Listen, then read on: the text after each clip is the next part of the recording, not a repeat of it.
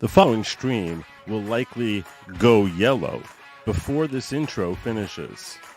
This means that YouTube identifies the content provided herein as not suitable for most advertisers. Doesn't really matter what the topic du jour is. Doesn't even need to be on this channel. If good logic appears, YouTube loses control of its bladder.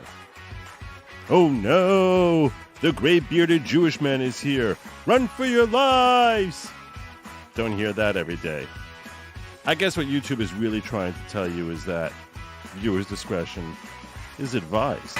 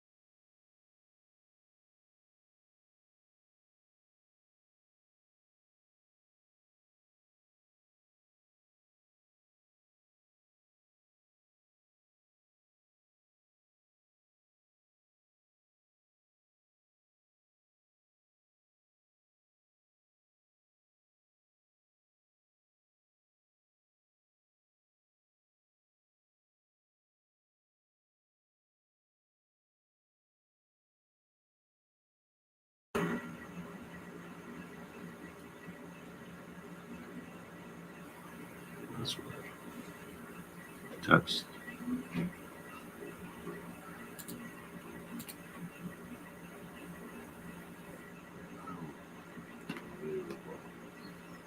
Unbelievable. Is this the right audio though? But is it the right? But is it really? Is it really? Is it real? Oh God. Okay. So part of my phenomenal weekend that you all missed me raving about was that I had all three of my daughters, including the oldest one and my three grandsons. The oldest of whom is 3 years old. Those 3-year-olds get in here. They do things, terrible, terrible, terrible things to my computer specifically. They see flashing lights and they literally just kink, kink, kink, and they're just touching buttons. Buttons get touched. Terrible sound. Tin can. I knew it was bad sound. I knew this was wrong. Jeez. I knew this was bad. Look at this one. That's much better. That's right.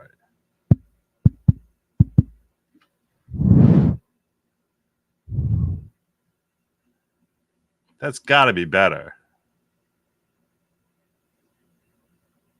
That has to be better. That's definitely better. Don't even tell me that's not better. See, that's why when I saw some people saying good sound now, people saying good sound now, I was like, really? But is it really? Because I had a feeling, I was like, that's the wrong one. There's like 19 buttons for me to test out. So yeah, there you go. How to see flashing lights when electricity, because I leave the computer on. Things that are on stay on, things that are off stay off. It's not like we go to Amishville. Lights stay on, air conditioners stay on. We just can't turn them on or off. Except a 3-year-old doesn't really get that concept, so they just start touching.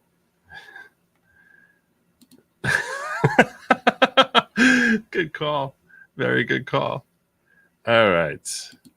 As I was saying before, I was saying, apparently to only myself and no other human out there.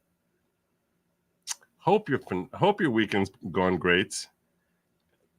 My whole joke is ruined. Everything's ruined. This is all just ruined now. God. I really love them so much. They're so awesome. Okay, well, anyhow, apparently Trump is in trouble. That's where I was going. In deep doo-doo. He's in deep doo-doo, as you all saw from where I shared this earlier. Breaking: former Vice President Mike Pence has announced he won't vote for Donald Trump. Pence is as conservative as it gets, according to Biden's wins. As conservative as it gets. This is a big deal. Republicans are abandoning Trump. Oh, so the guy who J6ers were screaming to hang him is not voting for Trump. Oh no. What now? They're just abandoning him. Oh, they're just like fleeing. They're fleeing. Yes, the man who ran for president himself on a platform of let's bomb everybody and ask questions later. Apparently, he's not a big fan of Donald Trump. Oh, no. Oh, no. Oh, no. The guy who amassed, in the primaries, 3% at his peak of the Republican vote, he's not voting for Donald Trump. Oh, no. Just give it all up, Donald. Why are you even continuing? Just throw in the towel. Just throw in the towel. This is a big deal. A big deal. Such a big deal. I agree with Ava, I love my USA, saying, dear God, no, we lost Pence. Deep breath. Oh my gosh. Whew. 28,000 likes on this idiocy. 28,000 likes. The guy who's so American that his named for British currency. The cheapest of British currency.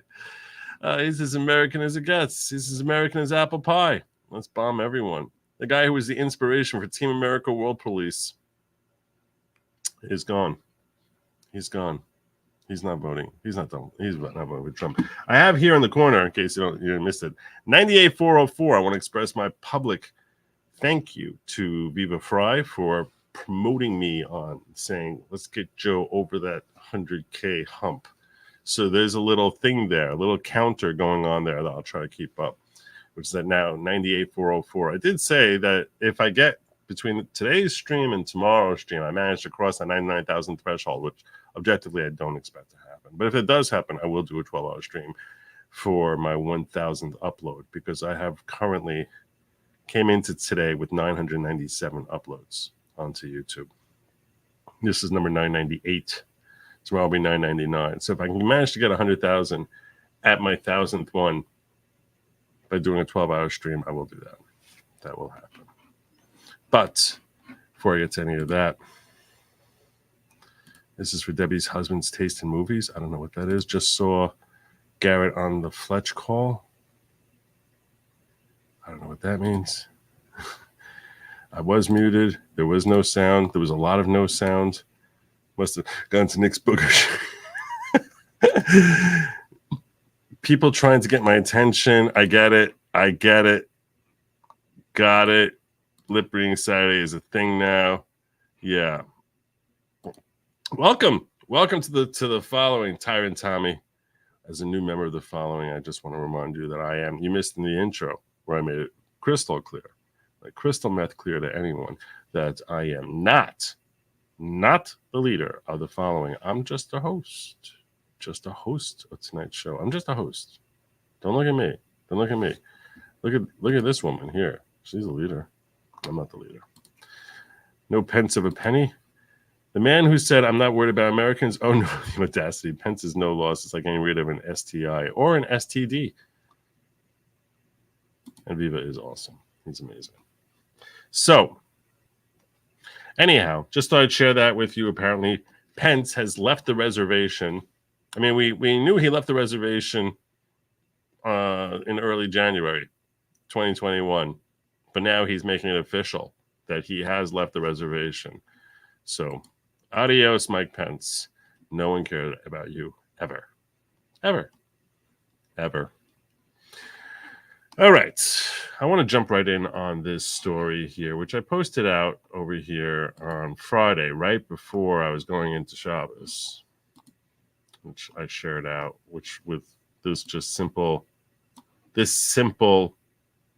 thing, which someone commented was translated from Hawaiian into ha ha ha ha ha. Google apparently interpreted. Let's translate this post. Oh, there you go. Translated from Hawaiian by Google. That's great. Translated from Hawaiian. There you go. It takes on a whole new meaning when you see it in English. I apologize to those who follow me on X for typing in Hawaiian like that. So what was I tweeting out there? Those of you who may not be aware of the story, breaking Judge Merchan has notified all parties in the New York case of a Facebook post made a day before Trump's conviction by someone who may have known one of the jurors. New York law requires the verdict nullified and new trial heard. Let's talk about whether that's accurate. Let's just slow down a little bit here. Let's look at the letter. What he wrote was, Dear Counsel, today the court became aware of a comment that was posted on Unified Court System's public Facebook page, in which I now bring to your attention. In the comment, the user, Michael Anderson, states, quote, my cousin is a juror and says Trump is getting convicted. Thank you, folks, for all your hard work. So this is what came to our attention on Friday, June 7th. Okay. All right. So I thought this was hilarious. I didn't really detail why I thought it was hilarious. I sort of left it there, and I was like, we'll let this marinate for a day while I go enjoy Shabbos. But let's see what Forbes is saying this. So Forbes reported this as GOP demanding Trump mistrial after Facebook comment from juror's cousin sparks conspiracy.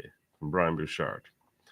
Republicans are calling for a mistrial in Donald Trump's New York hush money case after the judge overseeing the case reported a since-deleted Facebook post by someone claiming to be a cousin of a juror that seemed to predict Trump's guilty verdict, though there is plenty of reason to doubt the veracity of the Facebook poster. Now, this is an interesting thing that it's since deleted, a since deleted Facebook post. That's a little weird. That's a little weird.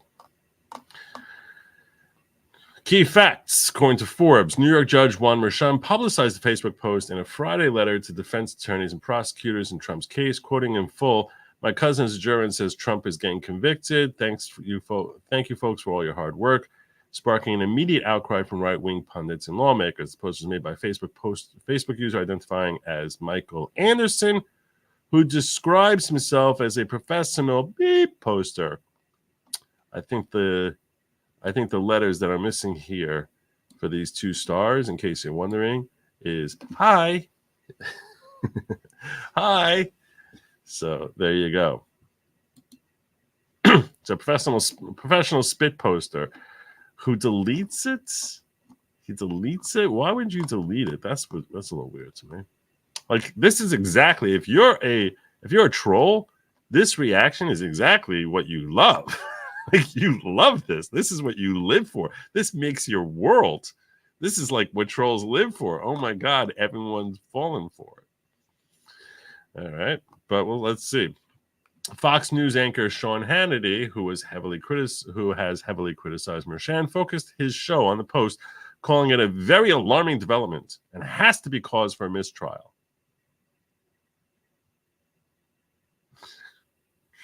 Okay. Maybe we'll get there. Fox contributor and former Arkansas Republican Governor Mike Huckabee, who appeared alongside Hannity in this segment, agreed it, quote, absolutely has to be cause for mistrial, and the case stunk as bad as you thought it could. And it did. That's for sure. Definitely the case stunk for a million reasons.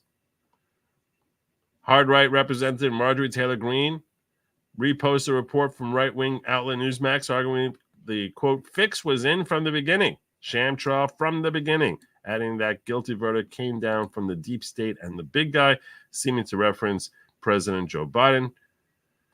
Representative Matt Gaetz, another Trump ally, also posted claiming Trump didn't get a fair trial and the jury was pre-cooked.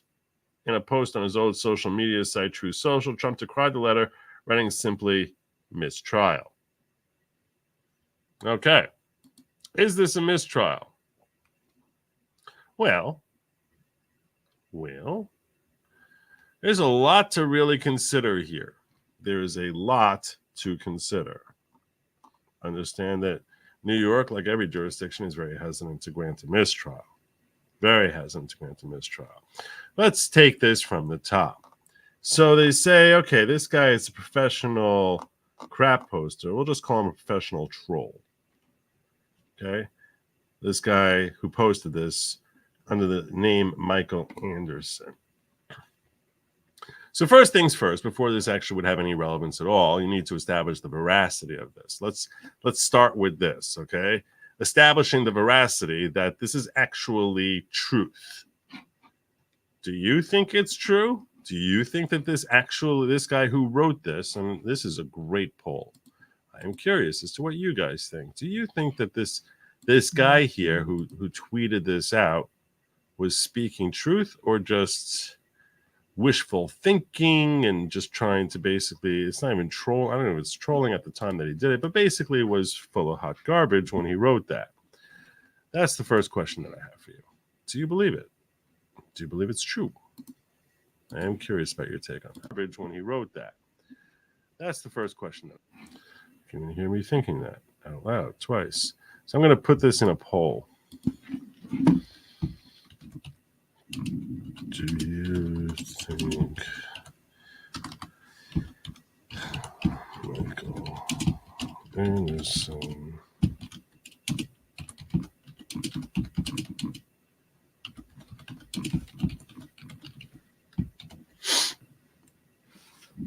just yes or no? Starting the poll right now. I'm going to look over in Rumble, ask you all there. Ask you all there. If you think it's true, put a 1. If you think it's bunk, put a 2. 1 for yes, 2 for no, like Forsaken Roa said. 1 for yes, 2 for no. Yeah, that's right, Snorkel Boop. Snorkel Boop, you're completely included. I'm not going with the maybes. No, I didn't give a maybe there.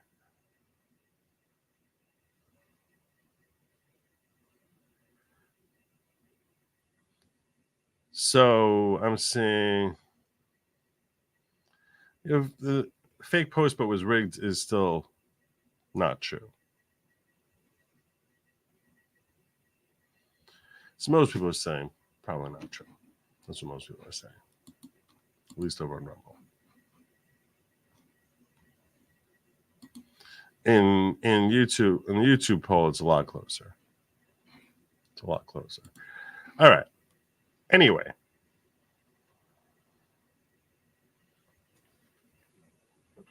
Okay. So I'll tell you right now, as far as how the judge is likely to look at this thing. First and foremost, you need to sort of do investigative work to find out who this Michael Anderson is, and whether or not he's a cousin, whether he actually knows, is related to anyone on the jury, right? I mean, that's the first thing you gotta do. Even if he has a relative who's on the jury, then the question would become, did that relative talk to him or not? Like, is there any basis for that? To actually, rather than just like, oh my God, I have a cousin on there. Let's assume that let's just go through the different possibilities here. Because what you would need to have is an investigative hearing to establish whether or not there's veracity here. It could be that it's very quickly verified who this individual is and that he actually has no relationship to anyone on the jury. That's certainly potentially possible. Before anything would happen, there would need to be some sort of hearing to assess whether or not there is a relationship that he has with that juror, and then perhaps would even voir dire that juror to try and question whether or not the juror had any conversation with his cousin, cousin Mike. And almost certainly we can anticipate the juror would deny it and say, no, I never told him anything. My mother mentioned that I was on the jury. My mother knew I was on the jury and she told him, but I never spoke to my cousin, or some other stuff like that. What I'll tell you right now is whoever this juror is almost certainly wants this conviction to remain in effect, and almost certainly, even if there were some sort of investigative hearing, would give enough answers that Judge Mershon could hang his hat on for the purposes of establishing that I don't think that there really was any conversation here. Because whoever this juror is, and I have no idea whether it's a man, woman, or who Mike Anderson is, Mike Anderson's cousin, I have absolutely no idea I have no idea if any jury is actually related. I have no idea if there is a Michael Anderson, first and foremost.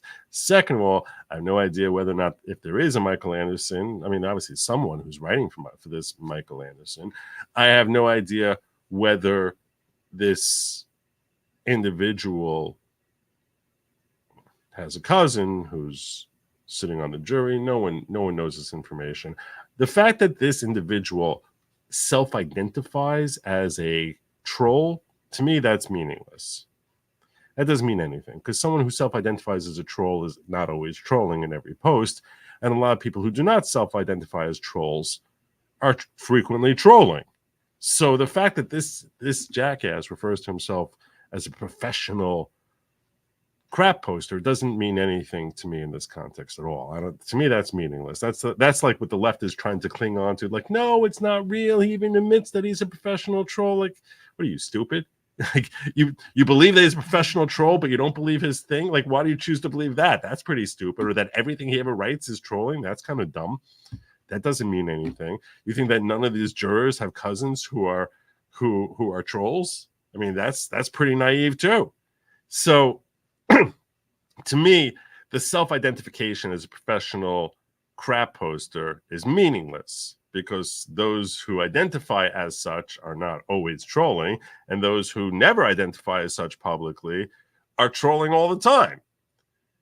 And this is a topic which is, something that a lot of people sort of post. A lot of people would say it's almost a shock that Judge Merchan actually even called this to anyone's attention, rather than just writing it off as the musings of some jackass, right? I mean, you would expect that to happen, right? I mean, a case of this notoriety, that there would be some, I guess, jackassery. Is that a word? Jackass? I think that's a word. Jackass. I think that's the right word. That there would be some jackassery.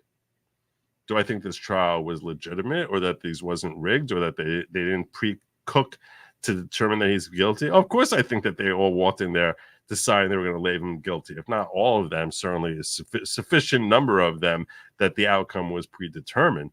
I'm not trying to say that the outcome of this jury is remotely justifiable, especially given how they managed to find him guilty beyond a reasonable doubt, when the only thing they had to hang their head on was the word of an admitted perjurer who was busted for lying to them from the stand.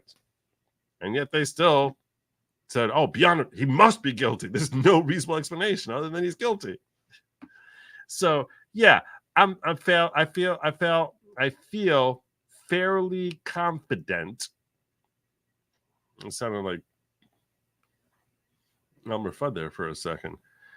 I feel fairly confident that this was a predetermined outcome, and that this was the height of corruption. Everything about this, other than the judge, who's beyond reproach. To be 100% clear, no one should ever think I would question the integrity of a New York judge. I never, ever would, and I'm certainly not doing that about Judge Merchan. I think he made some terrible, terrible, awful decisions of law, but not motivated by corruption, simply because he just happened to get it wrong. Everyone else involved in this, I think, is really corrupt. Like the prosecution here was really corrupt, and I think that I don't trust this jury at all. But the judge, no one should mistakenly think that I think that about the judge, just to be clear. Now, at this stage, here's the reality. The reality. Even if this were not a situation where a lot of people were questioning the integrity of the entire process, even if this was a situation that everyone involved here had integrity of the highest order, if they saw something like this, they would tend to ignore it. That's what makes it so weird that Judge Merchan actually called it to anyone's attention. If anything, they might, behind closed doors, engage in some sort of investigation and see, is this person really related to one of the jurors? If they are related to one of the jurors, they could establish that there is some sort of nexus there between this poster, find out who the individual is, then find the nexus to this individual, or give Trump's team an opportunity to conduct this investigation and present an application to the court on that basis, which seems as if that's what Merchan is actually inviting Trump's team to do. It seems as if they're inviting Team Trump to conduct their own private investigation and then bring an application to have a mistrial determined based upon their findings, assuming they can establish to the satisfaction of the court that there is some sort of nexus between this Facebook poster and a juror.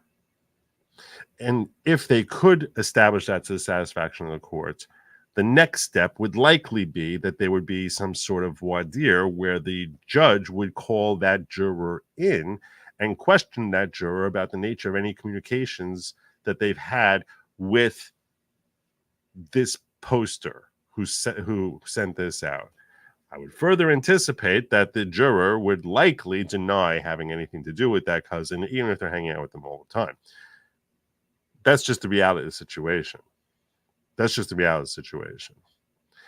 that certainly, I would anticipate that despite whatever cross-examination would come from Donald Trump's team, that there would be enough there that that any juror who likely would get his or her own counsel, there would be enough there that they would give the judge for the judge to say, yeah, I'm satisfied that there was no ill conduct here. Because if there was some sort of conversation, if all of that, if in fact the jurors came forward and said, yeah, I spoke to my cousin and we had this whole conversation where I told him that, this thing was going to happen.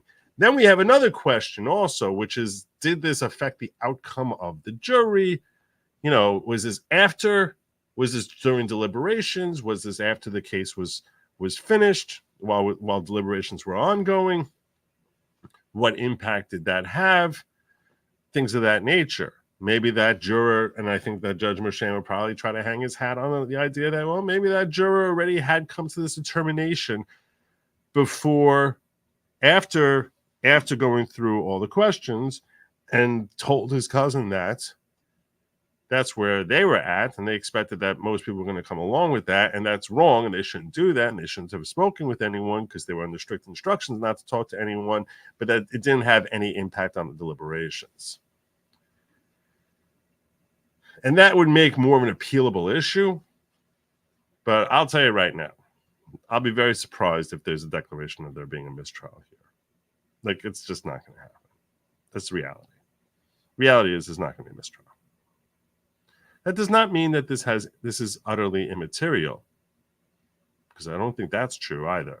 I do not think that this is immaterial. I think this is very material in a political sense, far more than a legal sense. So I don't think this is going to lead to a mistrial. I'd be shocked if this leads to a mistrial. Even if this juror got up there and said, I did talk to my cousin. I told him everything, which I can't even imagine we'll get to. I can't even imagine we'll get to a stage where the juror would be voir dired. And then if they were voir dired, I cannot imagine that the juror would ever admit to having conversations with the cousin. And then even if they did admit to having conversations with the cousin, I cannot imagine that we'll have a situation here unless the conversation with cousin happened while the case was still ongoing, meaning before the parties had rested and before they were sent out to deliberate. That's the only possible situation where I can ever possibly envision Merchant considering a mistrial. But courts in general are very loath to issue mistrials in the best of settings, in settings where there's no questions about the integrity of the prosecution or other individuals associated with the trial process. In this case, all the more so. And that's why I tell you right now, I think the chances of there actually being declared mistrial are somewhere between fat chance and zero. Okay? I'm being real with you. I don't think there's going to be a mistrial. There's not going to be a mistrial. I'm saying that pretty definitively. There's not going to be a mistrial. That being said, I do think that this has political ramifications that could be material. I'll get to that in a moment. Let me just go through some of the super chats and rants that came out here. Monk and Train says, Shavua Tov, brother. Thank you so much. I hope you have a great week also. I think he has to prove he isn't related to Juror. If he isn't identified, Trump goes free. That's not going to happen. That's not true. That's just not reality. That's not reality. So right now we're starting with the assumption that he's guilty because a jury has convicted him. Right now he has to get out of that. It's not like we start from it's not like we're in a position that he has not been a judge. Once he's a judge and that gavel has fallen, that he's convicted, the entire status here and onus switches onto Trump. And we don't give the presumptions of innocence anymore. And I understand that might bother a lot of people because you're like, wait, but he only got into this status because of this corrupt thing that's happening here. But that's just the reality. Did you catch my reply by chance on X? Pro accountants wouldn't go out of sequence in double entry booking because it's a huge red flag for auditors. Yeah, you mentioned this. When you were talking to me about when I was talking about the sequence of the checks and the fact that maybe there were two different checkbooks. You're saying that they wouldn't go out of sequence in double entry booking. Yeah, maybe that's not common. I don't know. I think that you and I would both be speculating on that. So what happened in this particular situation? The judge was the only one who saw the post. Weird. It is a little strange. I mean, someone probably called to the judge's attention. Chop-O-Matic, new member of the following. Welcome to the following. And oh my gosh, Bella Stella, queen of recruitment. Dropping 20 good Lawgic memberships. 20. That's right. 20 of them. I gotta find them now. I gotta find them. I wasn't expecting that. Let me go back and find that. Why can't I go up? 20 good Lawgic memberships. Where is it? Oh, no. Did Joey miss it again? Joey missed it again. That's terrible. I see someone saying thank you to Bella Stella. That's nice. That's nice. Yeah, Matroska, welcome to the following. And what I like is how she said thank you, Bella Stella. That's very nice. Let me see if I can go back up here. Let me go back up. Bella's so awesome. Well, anyway, those of you who were brought into the following, I want to say to you, welcome to the following. You new members, God bless you. Welcome aboard. I am not the leader of the following. A lot of people make that mistake. Say it with me. Joe is not the leader of the following, just the host. Following is not at all a cult, type of cult. And yeah, there's the following is just a gathering of like-minded individuals who are all concerned about finding greater personal growth through community, unity, and some leadership training. So, welcome to the following. Not at all a cult, type of cult. Like anyone who's telling you otherwise doesn't know what the hell they're talking about. I have proof. I come with receipts. Okay, all these people who are lying to you, saying, "Oh my gosh, no, it's not. It's not at all a cult, type of cult." Okay, I mean, everyone knows. Anyone who actually follows this show understands 100%. Not at all. Not at all. It's just not. It's just not. I don't know why people keep saying it. I don't know why people. It's just not. It's just not at all. It's not at all. I don't know why people keep saying it. It's craziness. It's craziness. It's very, very aggravating. Very aggravating. Has to be true since Facebook fact checkers didn't flag it. Yeah, okay. I'm surprised it's 50-50. Do you think Michael Anderson post was true? 50-50 out of 500 votes, 250. You think it's literally 50-50, which I don't even know how they come to that with 505 votes, but it is. It's like, it can't be 50-50, but that's where it's closing out. Why do you think it's true?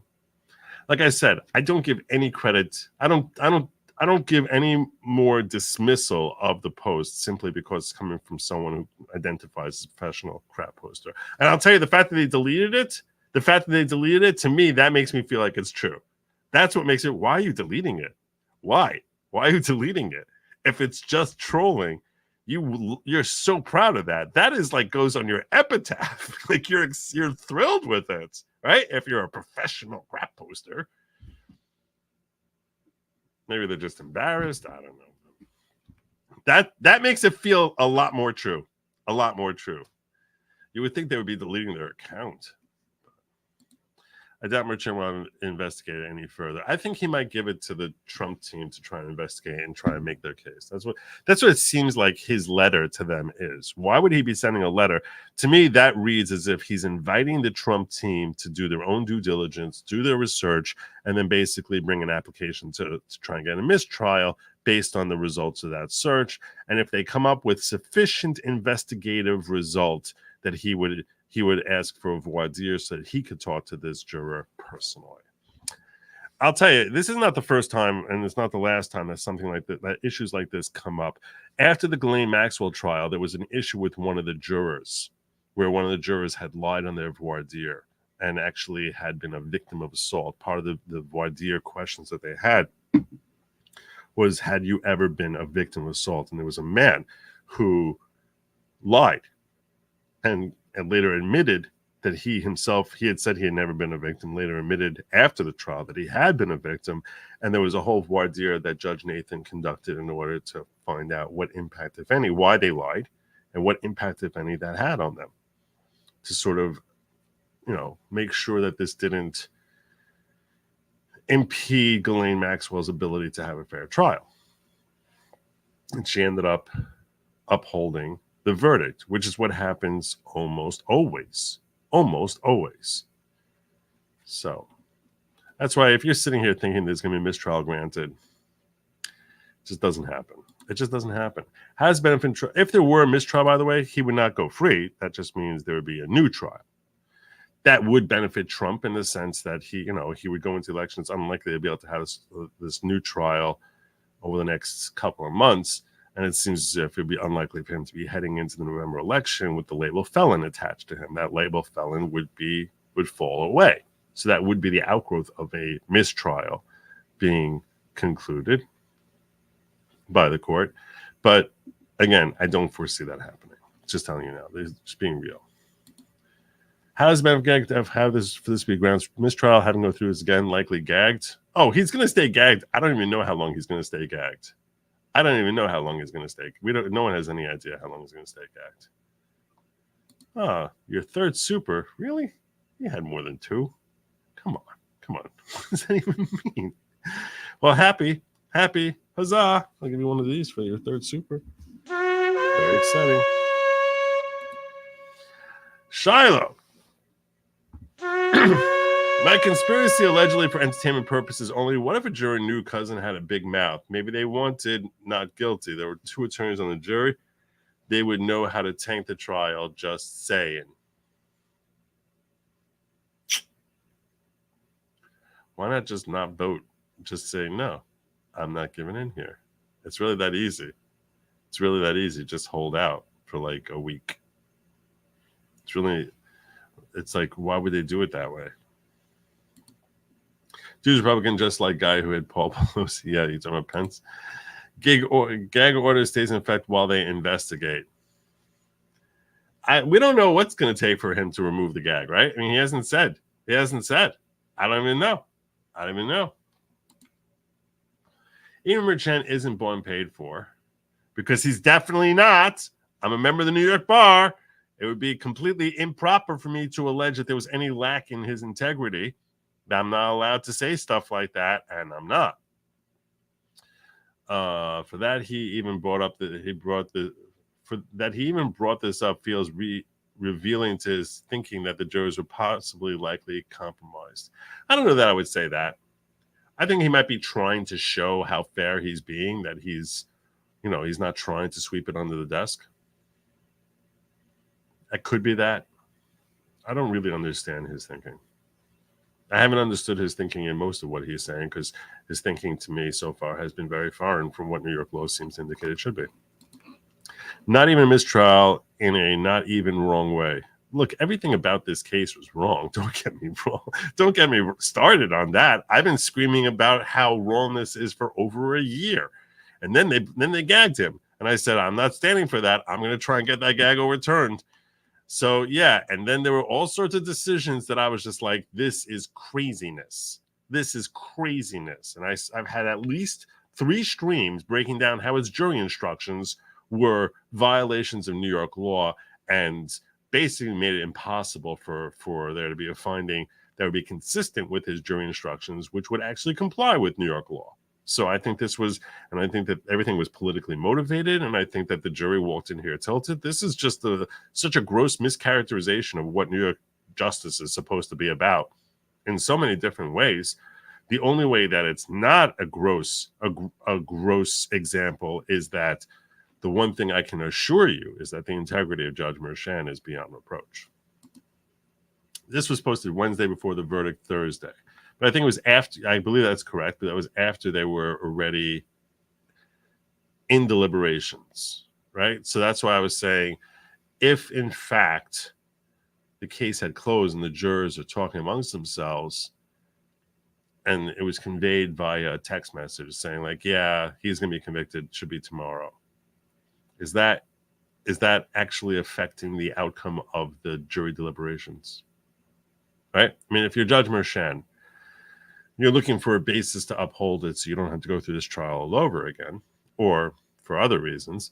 So you can basically say, okay, maybe this person texted their cousin saying, yeah, I'm here at I'm at this jury deliberations now, and it seems that there's only like 1 or 2 people left. We should have them convinced by tomorrow to convict him. This conviction's happening tomorrow.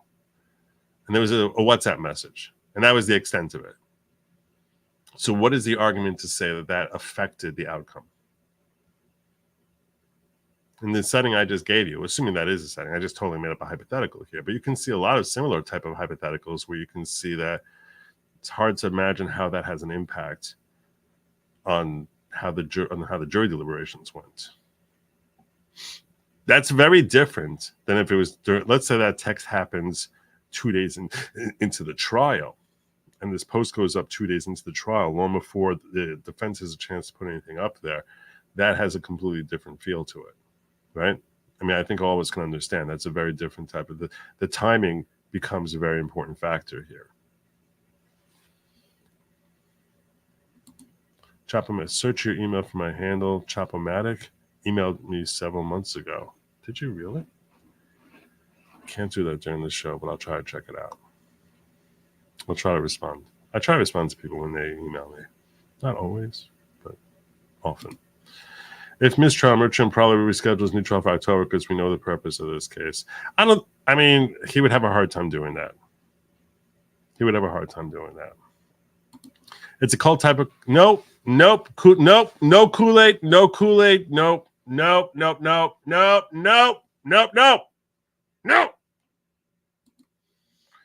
Live sub count puts, where's my live sub count? Puts you 12 away from 26K. I haven't had my live sub count up for a while. I haven't even looked at it. Where is my live sub count? Look at that. Where's my live sub count? 98,420. Went up, what, 15? 15 of you? This is the point where I'm supposed to throw up here my little guy telling you, hey, look, I'm really trying to get. Those of you who are unaware, really trying to get to 100K. So if you're here, if you find it in your heart to actually, just hit that button, just listen to the cartoon. This cartoon is here. The cartoon is guiding you wisely. You run up and hit the subscribe button. And look, it just goes up to 422, just like that. And he hit the subscribe button. I should run him a few more times. Just keep him running. If I keep him running, I'll be like at 100,000 in an hour. It's amazing. I don't know why I didn't think of that. Yeah, and I know a lot of you having fun unsubscribing and resubscribing to watch that button move.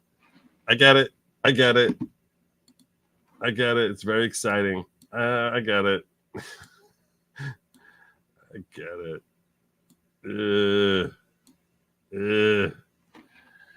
All right. Well, there's my number. Okay. Let me finish up here the comments before I move on. There's a few other things I want to handle tonight. I'll add to this. Are there decisions yet motions for dismissal could still be set aside as I read CPLR, Criminal Procedural Law 29010? I'm unaware. I don't know. I do not know the answer to your question.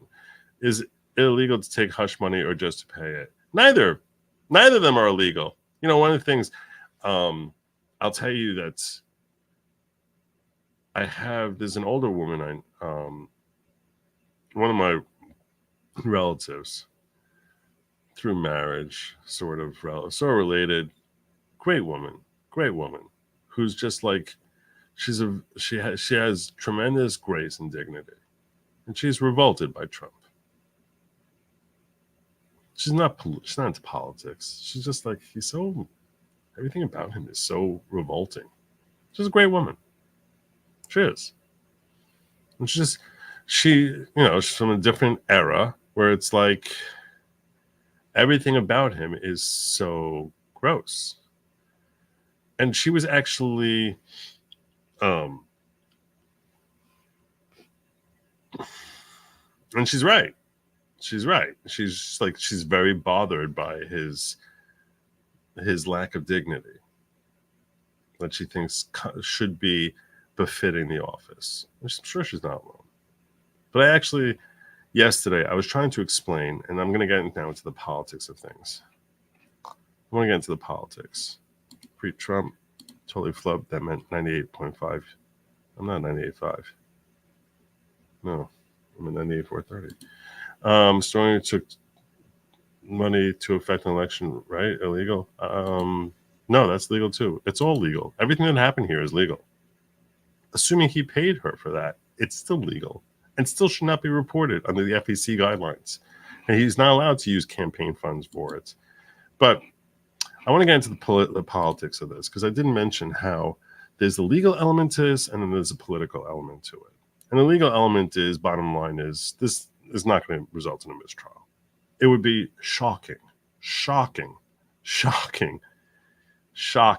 I can't even say shocking enough times if this led to mistrial. And there would be a number of steps. The steps would be an application from Trump, a voir dire from the judge, and then a decision based on that voir dire for mistrial.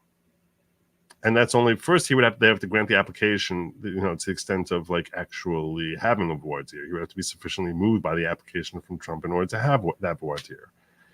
And then after the voir dire, he would almost definitely, unless the guy said, yeah, it was a week, 2 days into it, I texted my cousin and I was like, this case is over and we're getting, but it doesn't seem like that happened. So that's why I'm saying I cannot, from what we see so far, it seems almost impossible that there'll be a mistrial here. I could lie to you and tell you, yeah, wow, hey, there has to be a mistrial here. I'm telling you, I need to be honest with you guys as to like just how the law tends to work. And in most cases, there would not be a mistrial. It would be very, very rare because judges don't like giving mistrials, and the appellate courts are very loath to create a lot of open situations where there would be a mistrial.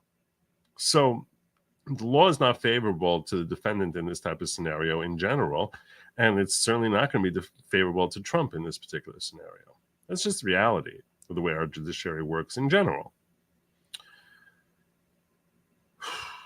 Now, all that being said, does that make this meaningless? Does that mean that there's no impact of this at all? I respectfully submit no. I think that there's great impact, because I was just explaining to you all about how I have a relative.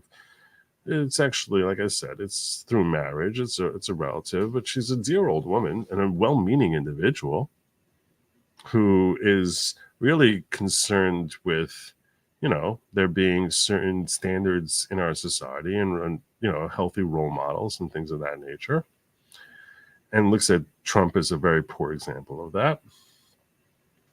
And I was trying to explain to her this, and this is where the political element plays in. Because whether or not there's a mistrial here, even if assuming there is no mistrial, this story still happened. And there's still a lot of people who are going to think, oh my God, this jury was crooked beforehand.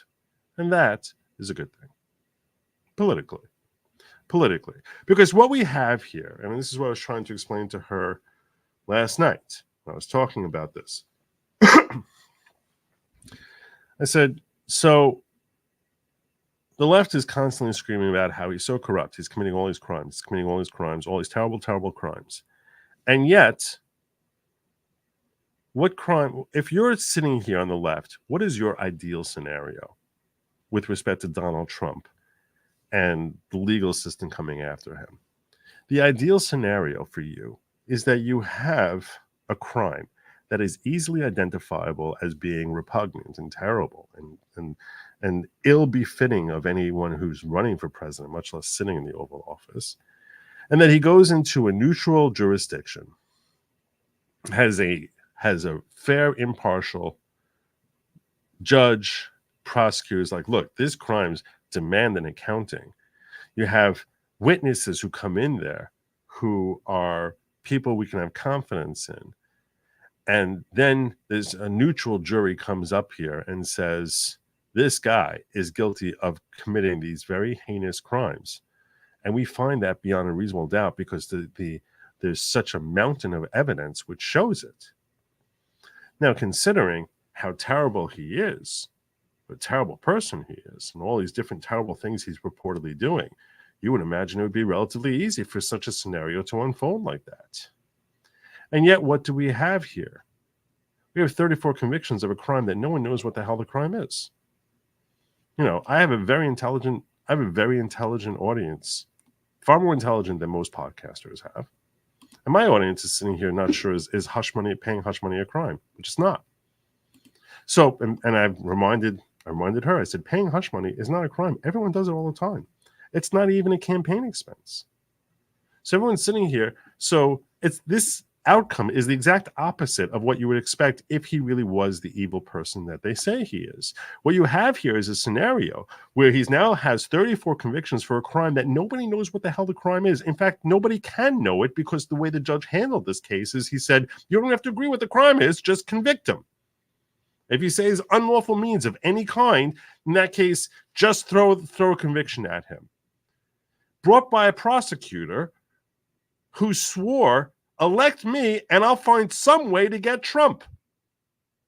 So you have a prosecutor who says, elect me and I'll find some way to get Trump. He ends up having him 34 convictions of a crime that nobody knows what the hell the crime is, based on the key testimony came from a guy who's an admitted perjurer in front of a judge whose daughter got paid millions of dollars from the DNC in a jurisdiction that is tilted as heavily against him as perhaps almost any other jurisdiction, save Washington, D.C., to look to find and convict him. With a jury now that we have questions as to how tainted the jury is. They're talking to everyone saying, oh, we're going to get him. Oh, we're going to get him. Do you really want to live in a society? And who is this being done to? The one person who is a threat to the current administration. That's the guy. Do you want to live in is that a healthy America? Where all of a sudden someone is just thrown in jail for a crime we don't even know what the hell the crime is, in a jurisdiction that has been tilted against him, with a jury that it walked in there tilted against him, with a judge who's sitting here whose daughter is getting paid millions of dollars by Kamala Harris to represent her interests? Is that what we want when we start throwing everyone in jail? Oh, okay, that's totally fine. Let's just throw these people in jail. Is that the type of America that we're all looking for here? So this is another piece to help exhibit to Americans just how terribly corrupt this entire judicial process was, with the exception of Judge Merchan, who's beyond reproach. But from the prosecution to the testimony that came in here, to the poor legal decisions that Judge Merchan made, which were numerous, to the unconstitutional gag that was dropped on him to silence him from calling out just how terrible everything was with respect to this case, to the biased prosecutor, to the admitted perjurer, now to having a jury, which we have to have all these questions. Well, I don't know. Was it compromised? Was it? I don't know. That's the America that the Democrats are looking to build, that we can just throw these people in jail and find any way possible to have that done. Even if there's no real crime, we're just going to throw our political enemies in jail. And that is terrible.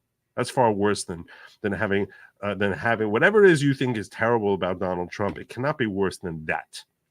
Than having America where we just, if we're a threat, we're going to find some way to throw you in jail. Because that's inexcusable. And she agreed with me. She's like, yeah, this sounds really messed up. I just don't like having to support Trump. That's basically what I got from her.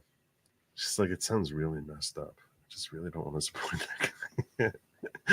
That's what she said to me. I said, I got it. Hashtag free Trump. Check for the link to the new Supreme Court filing. What new Supreme Court filing? What new Supreme Court filing?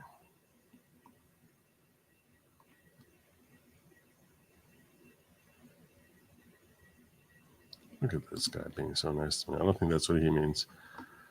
But I do have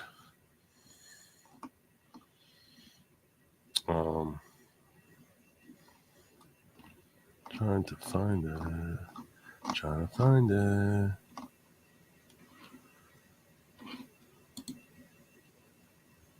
I don't know what Supreme Court filing you're referring to. With Americans seemingly forgotten that default should be innocent, is it time to do away with group deliberation? Perhaps a juror's first instinct toward innocence should stand.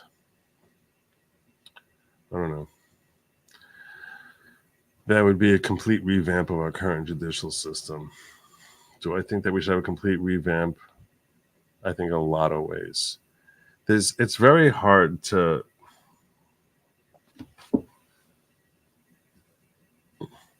How would you not have group deliberation? What would you do? You just say like you have to individually, each of them independently, come back with a decision, and that's it. That sounds like you're never going to get a conviction of anyone. No, the worst, most terrible offenders would never be convicted if you did that. What about the bill is trying to move Trump's Social Security? Is there a bill? Is there a bill to that effect? I know they were talking about it. I don't think it's going to. If Mike Johnson even pulls that up, that guy should be just removed immediately. To remove. I know they were talking about removing Secret Service is what you meant, not Social Security. I misspoke when I said Social Security. You meant Secret Service. For anyone who's a convicted felon.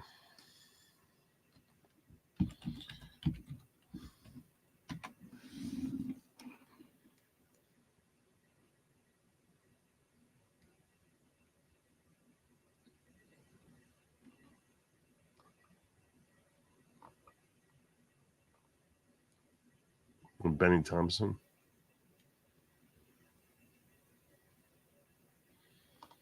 Yeah, I'll worry about this bill if Mike Johnson actually calls it up for a vote.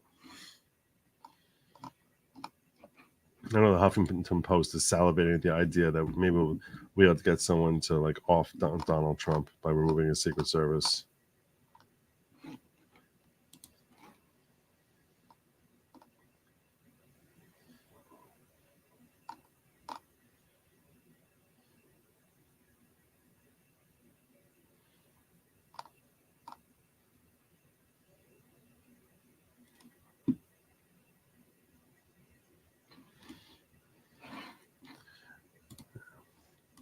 If you're one of the 990 who hasn't hit like, do it. Yeah, thank you. Thank you much. I appreciate that. Hit the freaking like. Trump's team not give a rat's. I'm sure they care. I actually think his defense team did a fairly strong job in his defense. They were just Walking Dead. I don't think they did a poor job. I think they were kind of ridiculous in failing to support me in my application to get him ungagged. But I can understand politically how it would be humiliating if they failed to get him ungagged and then I succeeded. So I understand that. And this is one of the things I was talking to Ron Coleman about when I was walking with him. I said, if you're Trump's team and you cannot get him ungagged, like how could they possibly join my application, right, to get him ungagged? Because basically that's just humiliating. Like they have their whole legal team there, and I'm just, one guy working out of my house, and I'm not even representing him, and I managed to get his gag removed. That doesn't make their firm look good. It makes their firm look pretty like they did shoddy work. So if I was Todd Blanche, I would not be a big fan of Good Lawgic's application to get Trump ungagged, because all it can do is just embarrass them. Because people will be like, why didn't you make these arguments, right? I mean, what arguments is he making that you're not, that you're failing? And I do make a lot of arguments in my application to get him ungagged that they never seem to make, at least based on gleaning. Their application is sealed, so we don't get to see it, but we can glean from the response from the first department in their rejection that they don't talk about any of the arguments that I make as to the failure to interpret Supreme Court precedent properly by Judge Merchan, or the nature of the fact that there had to be an evidentiary hearing in order to establish that there was a compelling need here and a lack of a causal link. All of these things, which seem fundamental in understanding First Amendment law, that seem to have been completely bypassed, at least based on the First Department's decision. So I plan on having updates for that for you guys later in this week as to developments in my application to the Court of Appeals. Ron Baruti, who's attorney for Good Lawgic now. I'm handling the case here for Guyan. So Ron Baruti is the attorney who came on board to help me with this. After I filed my initial application, I sued Judge Mershand personally under what's called an Article 78 proceeding, and I raised 3 different arguments as to why it is that this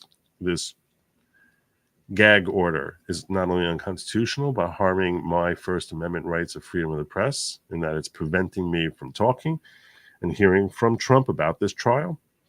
And Ron Baruti is an attorney who joined on to represent Good Lawgic, my company, which is Good Lawgic LLC. I also sued individually in my own name. I stayed in the case pro se on behalf of myself and gave him Good Lawgic to represent. So now there's basically 2 different counsel on behalf of the petitioners, me on behalf of myself, and Ron Baruti on behalf of Good Lawgic.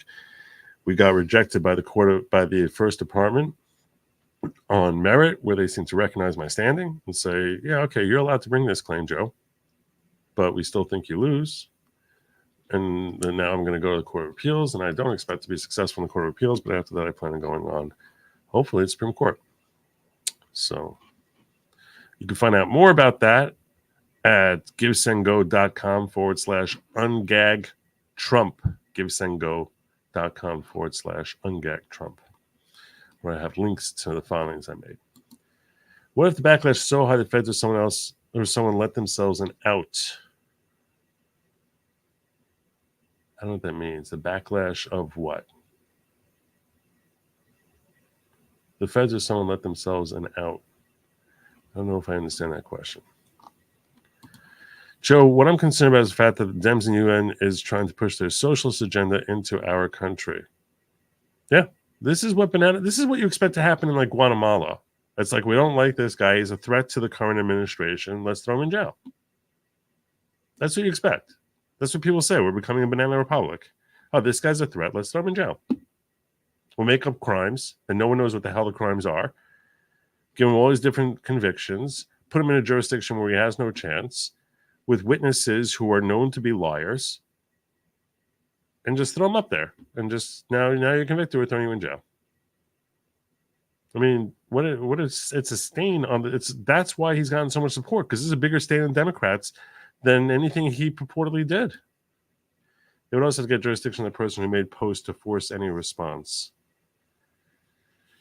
Maybe. That doesn't seem like it's so difficult. They can get jurisdiction over the juror. They don't need over the person who made the post. Do you think the left has ghosted Cohen yet? It's an interesting thing.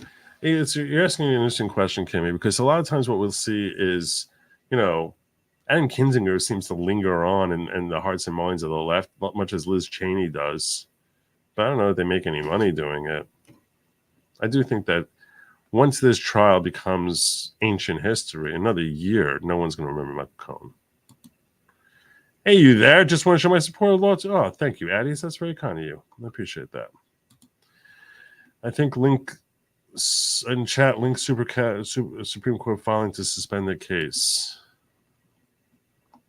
They made a Supreme Court filing to suspend the case. Let me see if I find that. If I find that. I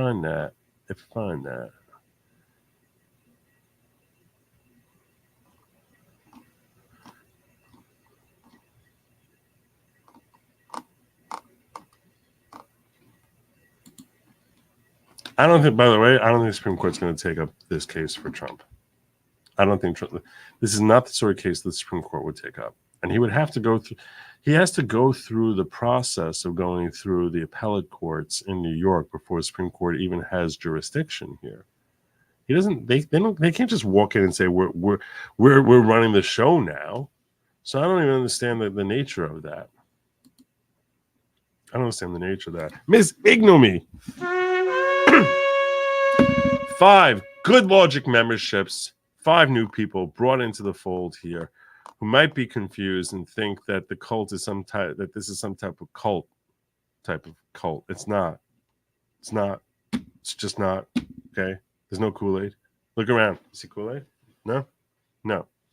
It's true that there's some We're permissive about the whole tracksuits thing. That's okay. They're not mandatory tracksuits. No spaceships. See any talk about spaceships? You ever hear me talking about spaceships? I don't talk about the spaceships. I don't discuss the spaceships. I'm not looking for spaceships. There's no binoculars or telescopes or anything like that looking for the spaceships. Okay, I don't want to hear about Zygarthia or interplanetary actions with respect to the spaceships. There's no spaceships. Okay, because this is not at all a type of cult. So don't get any of that stuff wrong. There's no spaceships. No spaceships. No spaceships. Okay? There's no goat sacrifices. No squirrel mutilations. You see any dead squirrels here? Any dead squirrels? No. You want to know why? Because it's not a cult type of cult. That's why. Okay?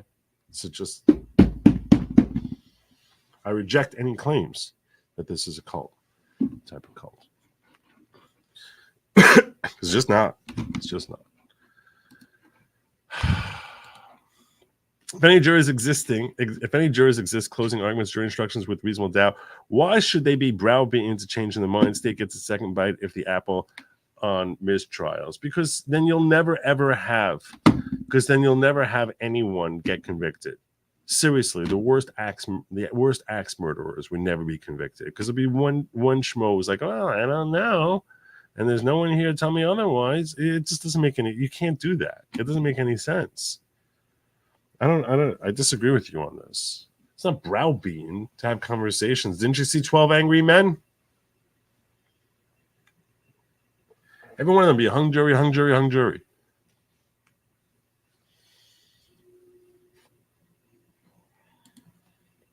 Joe, when they're referring to Supreme Court filing, they're referring to SCOTUS, as you seem to think of the New York Supreme Court, where the case currently is. I thought it was a new filing in the New York courts. All right, let me see. Let me see what they're talking about here. Everyone's Trump filing.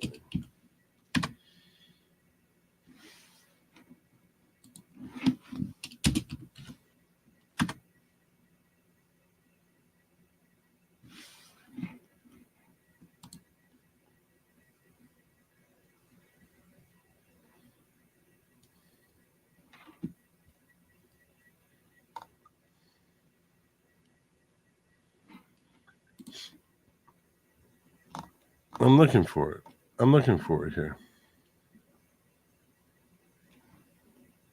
Link to SCOTUS and locals. Let me check. Let me see what locals is. Thank you for the tip triggered.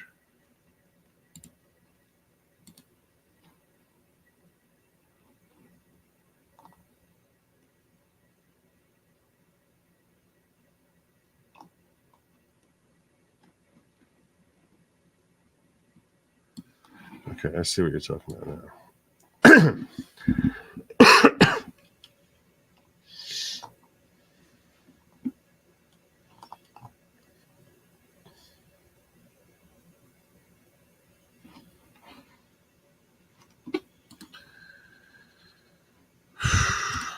So this is what, excuse me, I got like a frog in my throat. Breaking news, Supreme Court petition filed today to stop New York Trump case. We the people are being disenfranchised as voters. Show your support for Condemned USA as we move to seek justice in the United States Supreme Court. Read below and tell the court we want justice. Who the heck is this guy? Founder, Condemned USA, legal advocacy, investigator, author.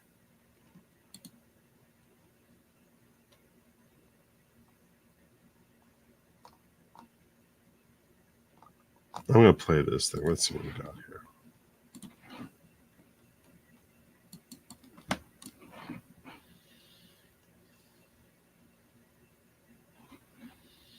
Okay, off the bat, I'm going to tell you right now, even the format of the font looks weird.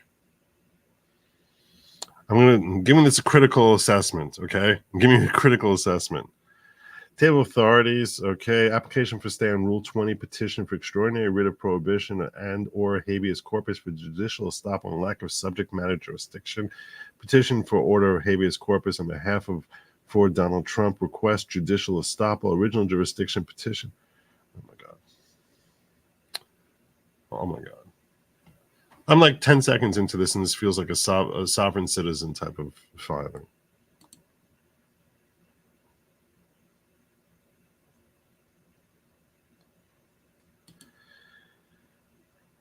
And I don't mean to be, the reason I'm being hypercritical is because I'm trying to assess, is there any chance the Supreme Court is actually going to grant writ of certiorari to this application, rather than just being some political stunt designed to get people to say, hey, look at me, you know, this is something that I'm looking for attention for, where I'm trying to save the world for the people.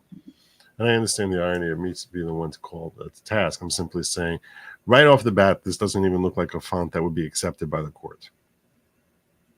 I'm trying to figure out the legitimacy of this filing and its likelihood of success.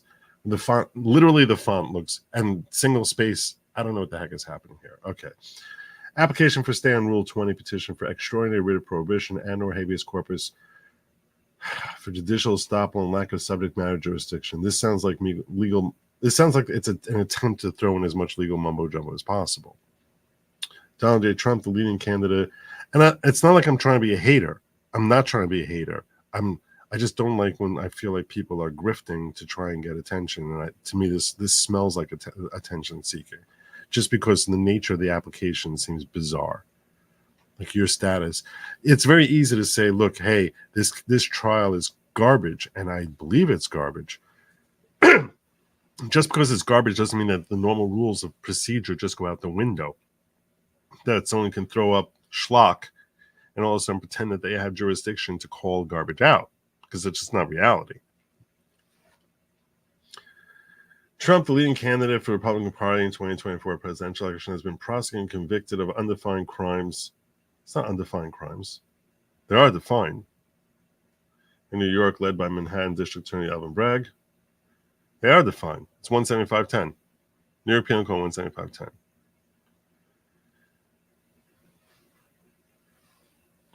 And the crime that they identified there is New York Election Code. I think it was 157-20. Prosecution and judicial rulings in trial raised significant federal law prohibited.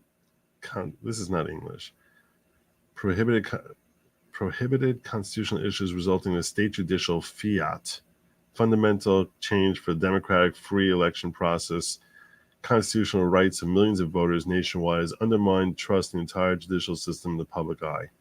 Petitioner is harmed by his rights as a voter, recently affirmed in the Southern District of New York. That's not English. The concept of harm to voters was upheld in the criminal conviction of the United States versus Douglas Mackey in the Eastern District of New York just last year. That's about as compelling to the Supreme Court as the Supreme Court as rainbow-colored ham sandwich. And in the Eastern District of New York was just met last year. Mackey was sentenced 10 months for social media meme posts that might have confused some voters. None of them ever identified. If my claim is petitioner's question, then Mackey is void and Douglas Mackey must be acquitted, notwithstanding the verdict. This literally sounds like it was written by a high school kid. This isn't English. This doesn't even make any sense. Because an action of a court without subject matter jurisdiction is a nullity. They have subject matter jurisdiction. At any stage in the proceedings, this court should stay and vacate by prohibition the unconstitutional actions of the Supreme Court of New York. There's absolutely zero chance this gets granted writ of certiorari. There's no judge would even look at this for 2 seconds. This isn't even English. New York Court has not yet entered any actual judgment with sentencing scheduled for July 11th. The entire trial is a nullity in any event, but this court can examine the lack of jurisdiction prior to a final judgment of sentencing. The state court has received a verdict form, but no formal judgment has been entered. Petition for order of habeas corpus. on behalf of or for Donald Trump. Trump as presidential candidate, he's not yet. Any more than he's a presumptive GOP candidate. We should be campaigning and informing the voters about future policy directions of the country has been purportedly convicted by a court which lacks subject matter jurisdiction to prosecute him for misinterpreted federal law. Nope, not even true. They use New York law.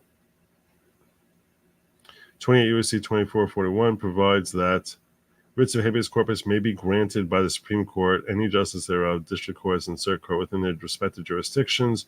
The order of a circuit judge shall be entering the records. Okay. Do I need to go further here? Because I'm telling you now, this has to be a joke. This has to be a joke.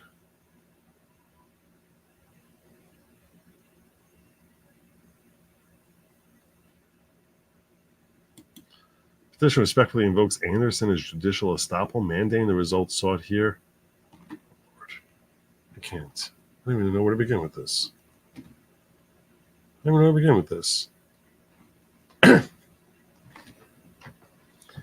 No.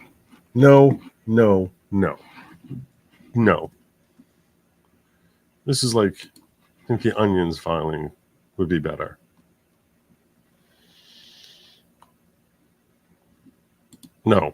No. Just no. I don't know who this guy is. Who are you? Charles J. Evans III.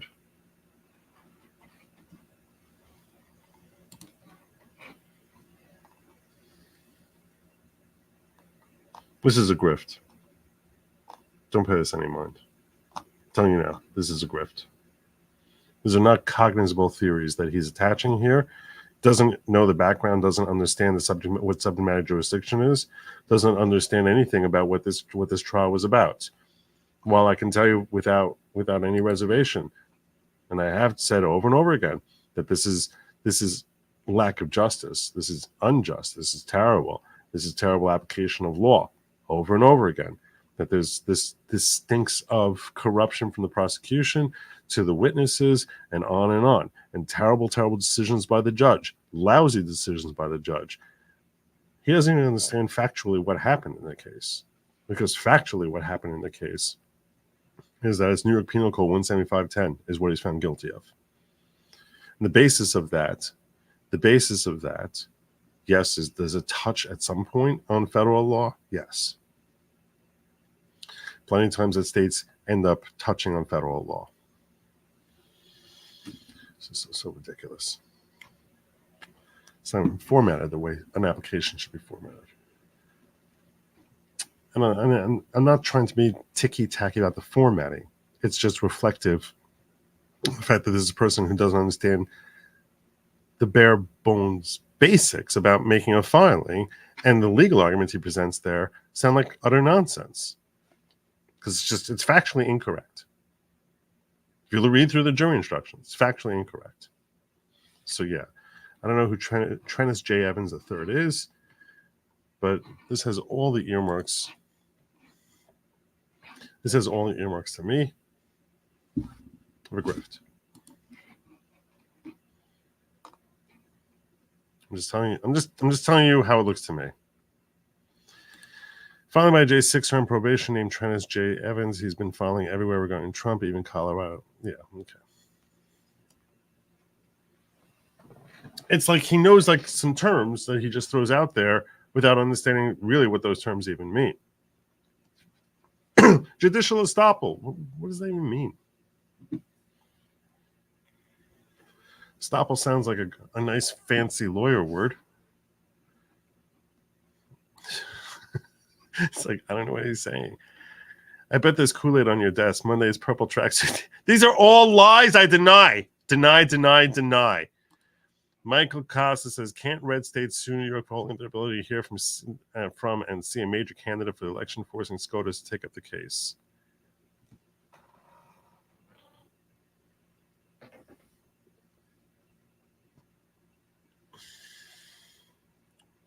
Could a state bring an action against New York for their criminal conviction?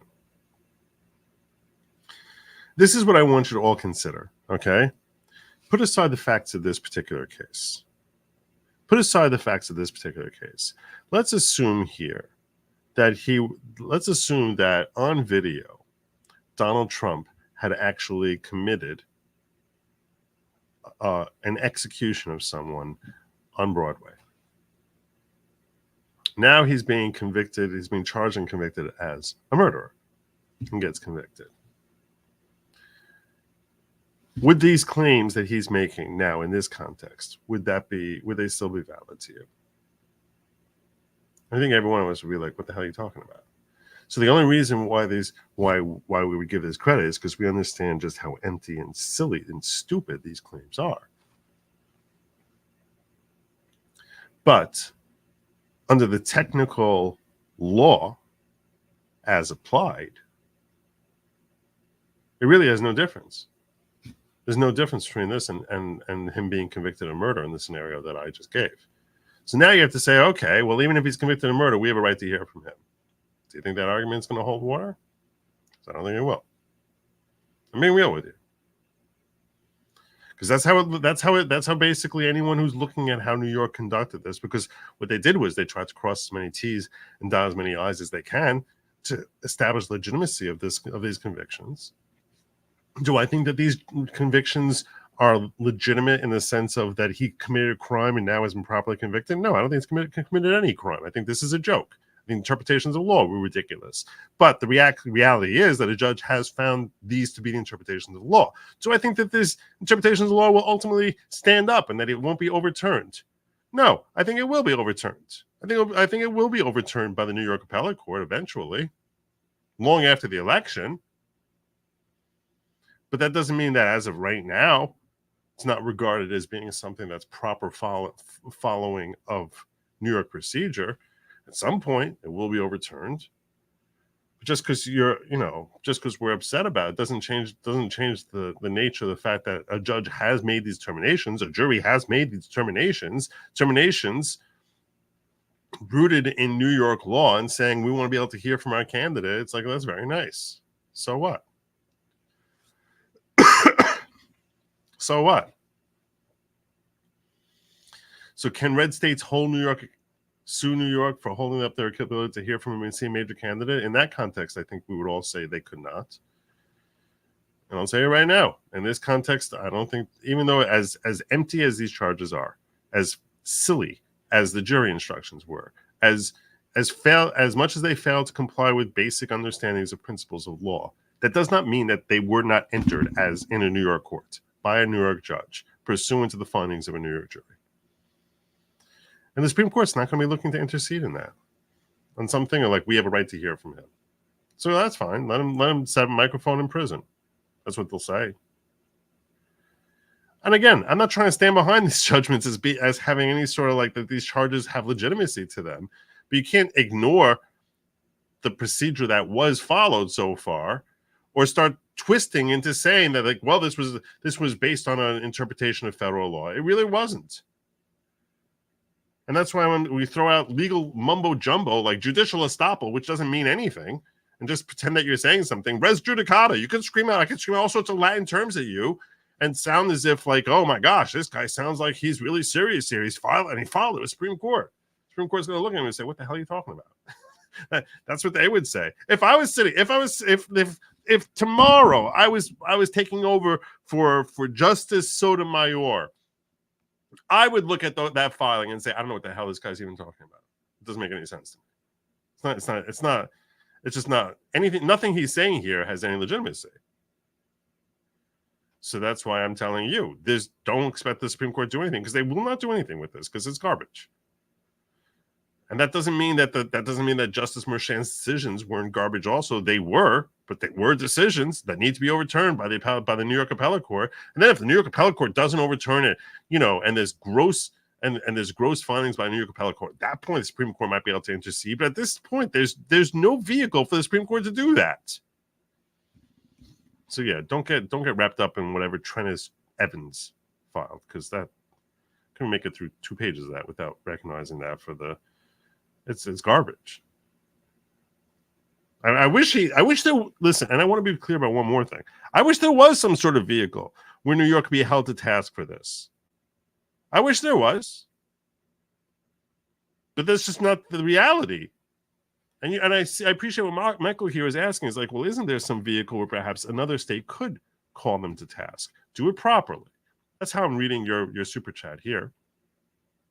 That a state would say, hey, this is ridiculous, that they basically violated their own laws and twisted everything into a pretzel to try and find some way to keep us from being able to hear from him and keep him from being able to campaign.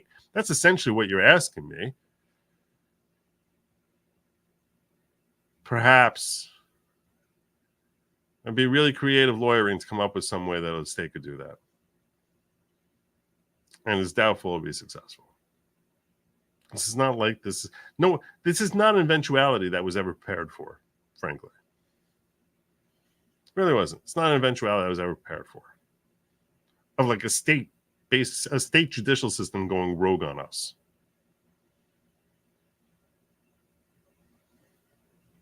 State prosecutions going rogue on us. It's not something that our Constitution actually has built in. Like, this is what we're going to do if a state starts acting insane. There's a lot of shortcomings that we have in our Constitution in that regard. Look at Hawaii and the way that they're ignoring with Supreme Court decision. Just outright saying we're not recognizing what the Supreme Court said in New York Rifle Association versus Bruin. We don't recognize that. Instead, we're going to invoke some ancient Hawaiian law from 1926 called, the Great Surfer Paddle in the Sky law, and say that we're not allowed to have guns. And that's what we're following. We don't care what the Supreme Court says. So now what? What do you do with that? It's like, they're just ignoring what the Supreme Court says. They say, we know what the Supreme Court says. We disagree with them, and we're going to invoke the Great Surfer Law of 1927. It's what they literally wrote in a decision in Hawaii. To me, that's a much bigger problem. That's a really big problem. The fact that Biden allows that to go by without saying, you have to follow what the Supreme Court says, is such an utter failing on Biden that no one actually even mentions. It's like, okay, you don't want to follow Supreme Court? You're not a state anymore. That's what they should be saying. You're not part of the United States. Adios. We're taking over Pearl Harbor so we can keep control of that. Go figure out your own stupid rules. Go back to your Hawaiian roots, idiots.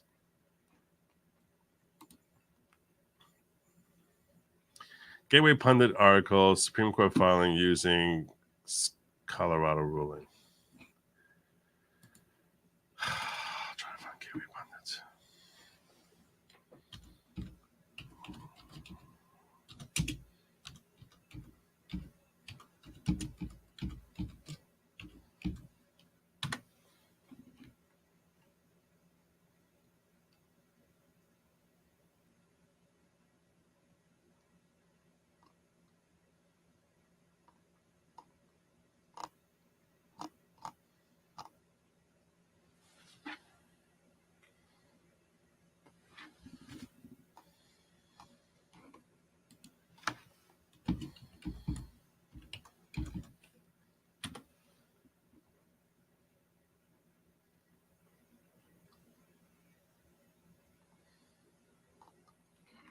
I don't see it. No spaceships, and how you got them? Look at you. A little spaceship going on there. How you got on the moon the other night? Oh, the brownies. Standing will be first for no cert. It's not just, standing would be a basis for them to say no cert. There's 1,000 reasons to say no cert. Stanford law professor video on Trump trial locals chat. That's what's happening now. Tracy, if a mistrial was granted, I'll tell you that double jeopardy will not apply anymore.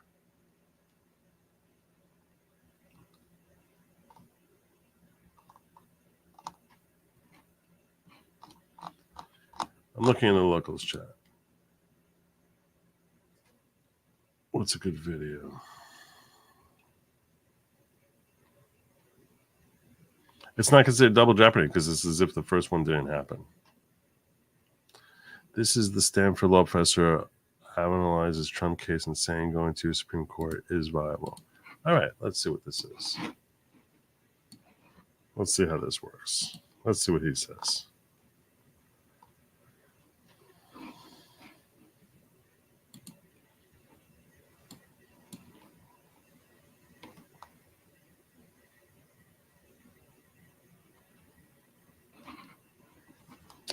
Let's have some fun here.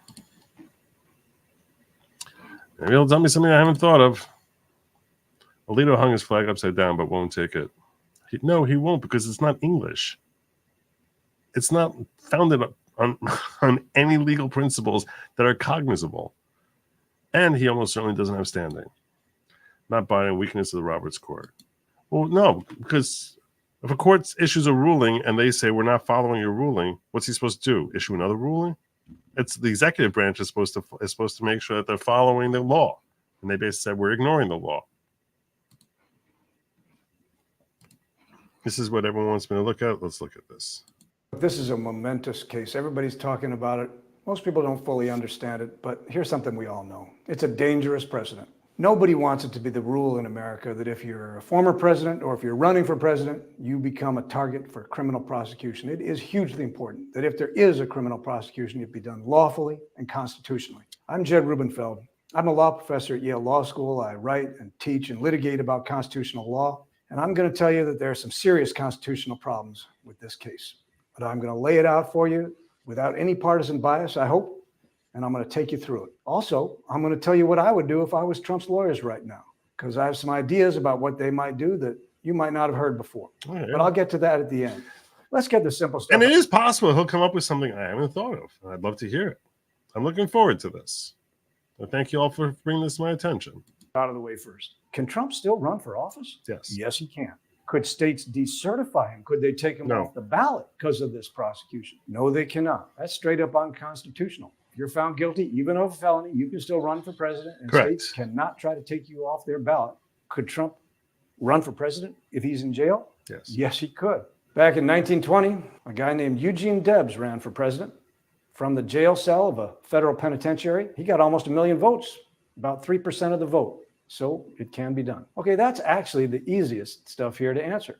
Now let's turn to a harder question. What exactly was Trump just found guilty of? Now, normally in a criminal case, that would not be a tricky question. The defendant was found guilty of robbing some bank on some particular day, and if he's found guilty, he's found guilty, and you know what he's found guilty of.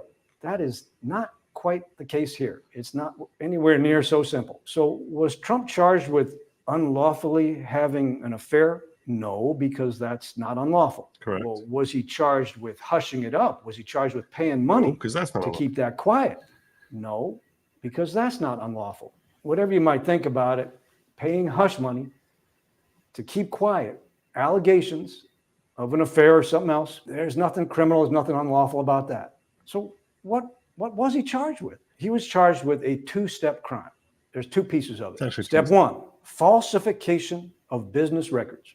Falsification of what business records? It starts back in 2016 when Trump's lawyer, Michael Cohen, pays $130,000 to Stormy Daniels to keep her quiet, to get her to sign an NDA saying she won't publish her allegations about having... Well, he's very mistaken, frankly, because it's mistaken against Trump, meaning it's actually more favorable for Trump from that, because we don't even know that Trump knew. Those are the charges and the jury found guilty of, that implicitly saying that he did know about it, but that's actually disputed by Trump.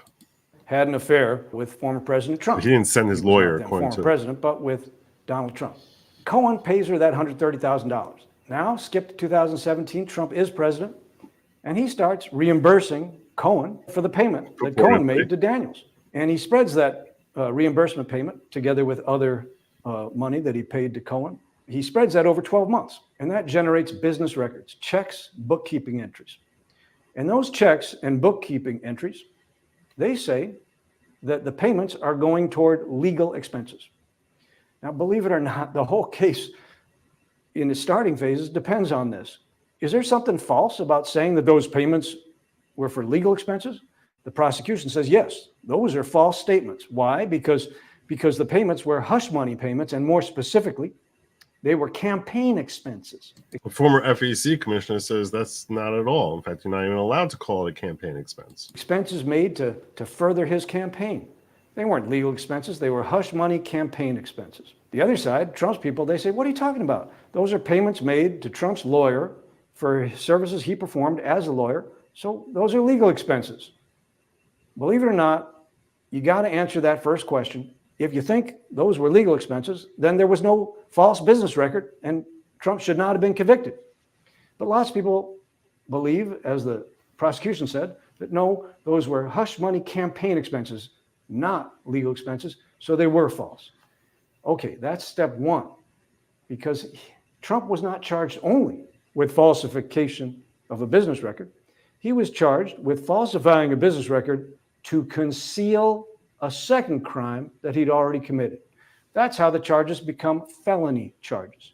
And if you're wondering, it's because he spaced out the payments over 12 months, generating like 3 business records each time, almost 3. You get to 34 counts of false business records. You may have read there are 34 counts. That's the 34 counts. But then the question is, what second crime is the state saying that he was trying to conceal through these allegedly false business records?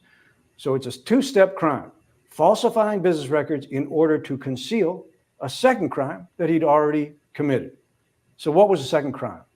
Well, that's where things get tricky, because the indictment didn't say. The indictment said that he falsified business records to conceal a second crime, but it never said what the second crime was.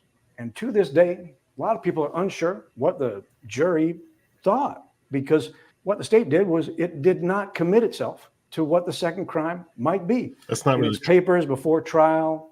The state said, look, we got a bunch of different theories. It's not really we got at least 3 theories. One theory was the second crime was a New York tax violation. That's not really true.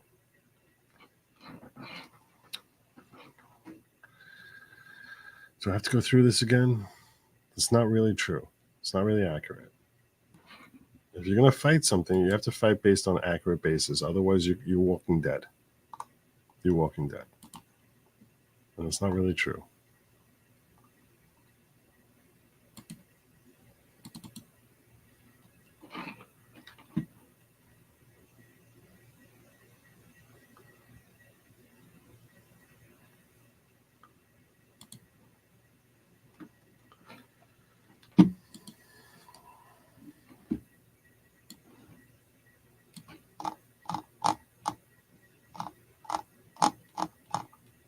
This is the second crime. New York Elections Law 17-152. That's the second crime. This, though, says that you basically unlawfully try to steal an election. But this is the second crime. And this is what Merchan would say. And this is where you have to anticipate what your enemies are going to say if you're going to be able to defeat them in a legal argument. And they would say, what are you talking about? The second crime, what is this? New York Election Law 17-152. It's the third step, because this crime leads you to unlawful means, meaning you cannot try to use unlawful means to win an election. This is the part where we're like, okay, what's the unlawful means? And that's where you have all these different questions as to what those unlawful means were. And the judge allowed them to find any of 3 things. But you need to frame it properly. And I don't feel like he's framing it properly. It doesn't mean he's wrong in everything he's going to say. I'm just saying this part is an error. One theory was the second crime was a federal campaign finance violation. One theory was it was a New York election law violation. And here's where things get even trickier, because the New York election law violation is itself a 2-step crime. It's the crime under New York law of trying to influence an election through unlawful means. That is, through violating some other statute, committing some other offense. And what happened was the state never committed itself to which of those crimes it was going to try to allege that Trump was concealing through these business records. And that went up right to the first day of the trial. But during the trial, the prosecution kind of narrowed it down to one of those 3 crimes. And the one it chose was the New York election law violation. Okay. There, the problem was, that, as I just said, that was another 2-step crime where they had to come in and show that he was trying to influence an election through the violation of some other statute. And they never said exactly which other statute that was going to be. And to this day, we do not know what the jury was thinking when it convicted him. You can ask a jury for a special verdict and make the jury say exactly what offense the jury believes the defendant to have committed. But the judge did not order a special verdict in this case. The judge ordered what's called a general verdict. And on top of that, the judge told the jury You know, when it comes to that election law offense with its second crime, you don't have to be unanimous about that. Two of you could think that Trump was trying to influence an election through a tax violation. Two of you could think that Trump was trying to influence an election by falsifying other records. And a bunch of other people on the jury could think there was some other violation. And the judge said, you don't have to be unanimous about that. Is that constitutional? Can he do that? I'll be turning to that in the next part of this show. But for now, you understand the basics. The jury convicted him or found him guilty of falsifying a business record to conceal a second crime that he committed. And we think, although you can't be totally he got that second crime was and I guess a New that's York election law violation, which itself required the showing of another legal violation, and we don't know what that violation was. Okay, part two, the constitutional issues. A lot of lawyers say that this whole prosecution was unconstitutional. What are their arguments, and do those arguments have any merit? Well, the first thing a lot of people say is, you know what? This prosecution would never have been brought if it hadn't been against Donald Trump. We think that Alvin Bragg, the district attorney, we think that he brought this case because he's pursuing a vendetta against Trump, hates his policies, doesn't want him to be president. The whole point of the prosecution, people say, is to undermine Trump's chances of being president. So this guy's clearly far more knowledgeable when he's talking about the law than Trennis Evans. I guarantee you he's not going to use the phrase judicial estoppel. Well, if that's true, does that make the prosecution unconstitutional? Answer, yes, it would. That's called, in legal terms, selective prosecution. The state cannot come after you with a criminal prosecution because of hostility toward or in retaliation against your political activity. That's unconstitutional. And if they're doing that, the whole prosecution is unconstitutional. Well, the problem here, though, is that's very difficult to prove. That gets into the motives inside the head of the prosecutor. Very tough to prove. In fact, some courts have held the only way you can prove it is by coming up with a comparable case, a comparator, a comparable case of somebody else that... Oh, wait, I missed a whole bunch of rumble rants. Let me just pause. Look up the whole quote. The whole quote, I know he says the MAGA crazies. That's when Neo asked me to look up. References MAGA crazies. I don't know if that makes it more or less likely that it's a troll. Kimmy Hunt said, maybe crap posters have cousins too. They have cousins, damn it. That's funny. Neo says, since Jeopardy has already attached, I'm going to give you one of these because I feel bad.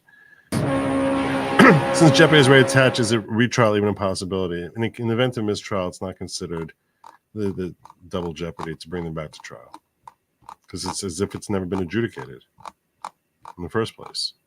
That's why. That's the answer to your question.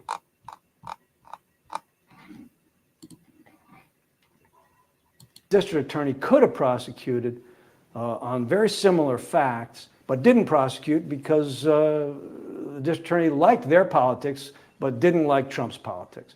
Very hard to come up with a set of comparable facts like that. Believe it or not, there might be a comparator here. There might be a very similar, comparable set of facts involving Hillary Clinton. But that's going to get into too much factual detail that I don't have time for on today's show. Maybe in another show, I'll talk more about that. So number one, selective prosecution. A lot of people think this was an instance of selective prosecution, and there is some pretty good reason to believe it, but difficult to prove. Now let's turn to issue two, the indictment.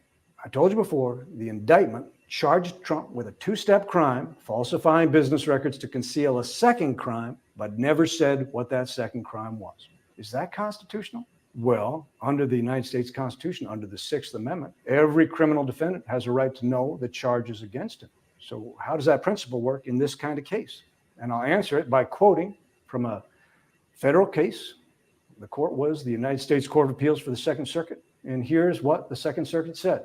Where an indictment... The Second Circuit is relevant in the sense that New York is in the Second Circuit. Now, to be clear, Second Circuit is not Supreme Court. A New York State court must follow what the Supreme Court says. Does not follow, though, that they must follow what the Second Circuit says. It's considered highly influential, but they don't have to follow that. Now, to the extent they're invoking federal law, then arguably they would have to.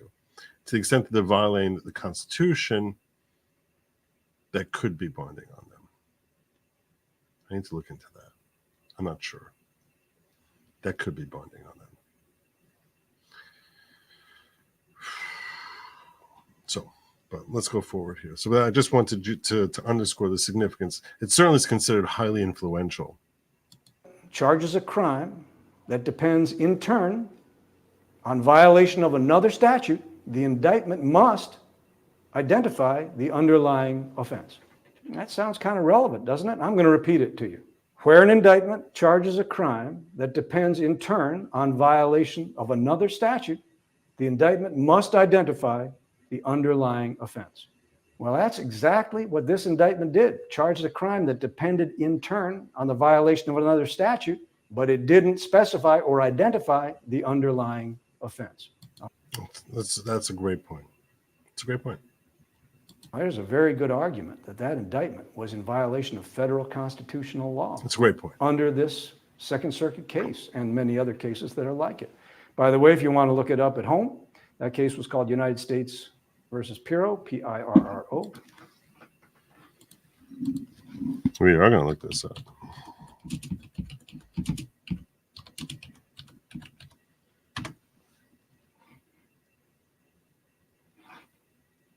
.212 F. 3rd 86, I think, decided by the Second Circuit in 2000. Okay, so let's say that this was a defective indictment under the Sixth Amendment of the United States Constitution. Is that the end of the story? Does that knock out the whole case? Well, maybe not, because in the information, the state can provide other details about the crime and can fill in gaps or cure. And District Attorney Bragg, he did file an information on the very day the indictment was unsealed or made public, but the information also didn't say what the second crime was. So you got the indictment that doesn't say, and then you got the information that doesn't say. Well, is that the end of the matter? So now do we have a violation of the Sixth Amendment and the whole case is out the window? Well, maybe not quite, because the defendants are permitted to ask for another document. This document is called a Bill of Particulars.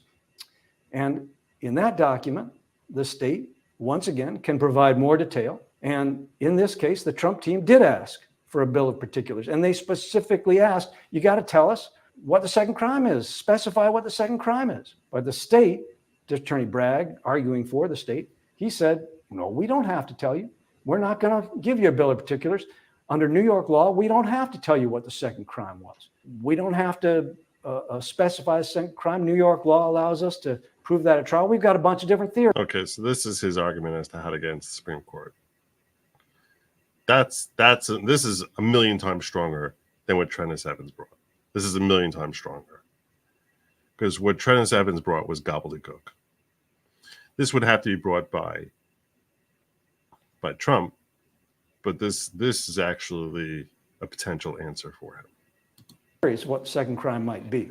And Judge Mershon upheld that view. He held that the state does not have to tell what the second crime was, and that it's okay for the state to have at least 3 different theories of what that second crime might be, and they can go forward with any of them at the trial. So right up to the day of the trial, the Trump team did not know what the second crime was going to be. As the trial progressed, it became clear that the state had honed in on that New York election law offense.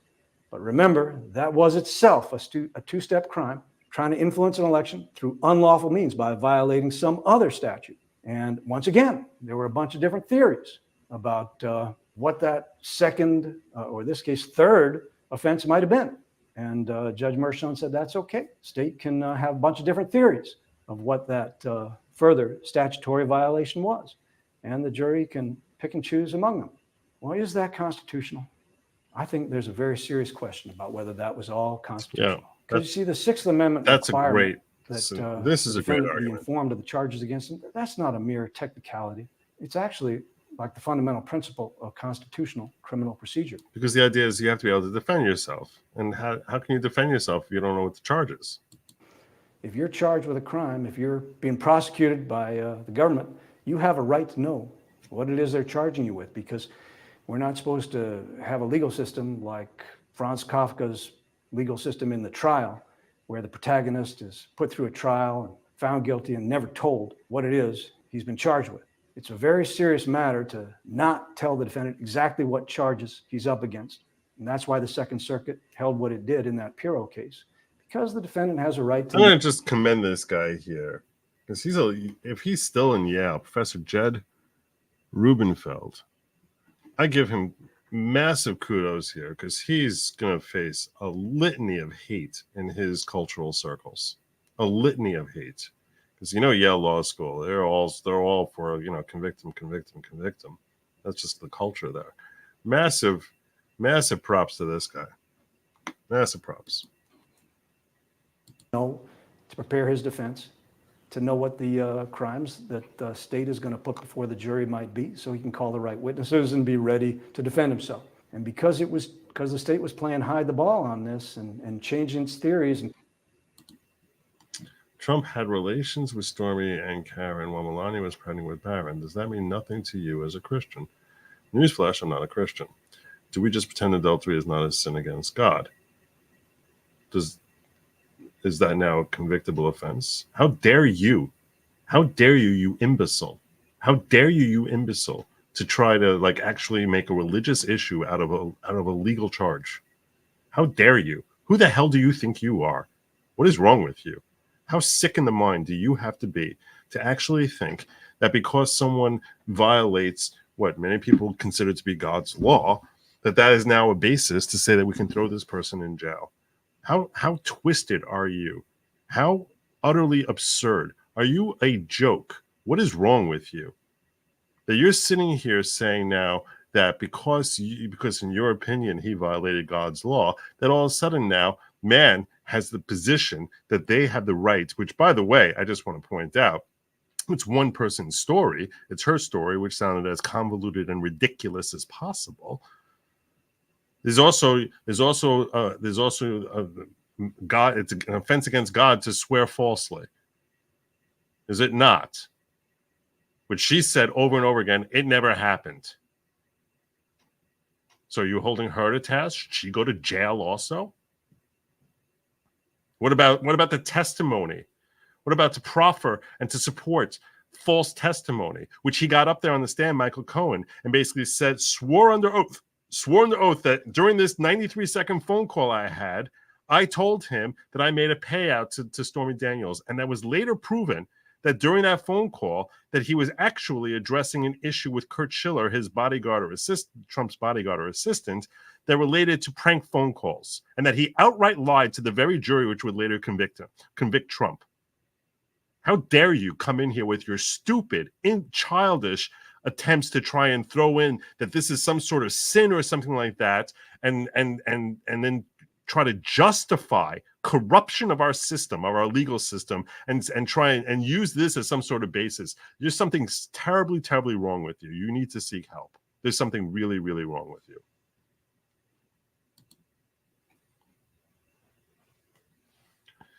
I think this is not a bad idea. I might reach out to him. I might reach out to this Jed Rubenfeld.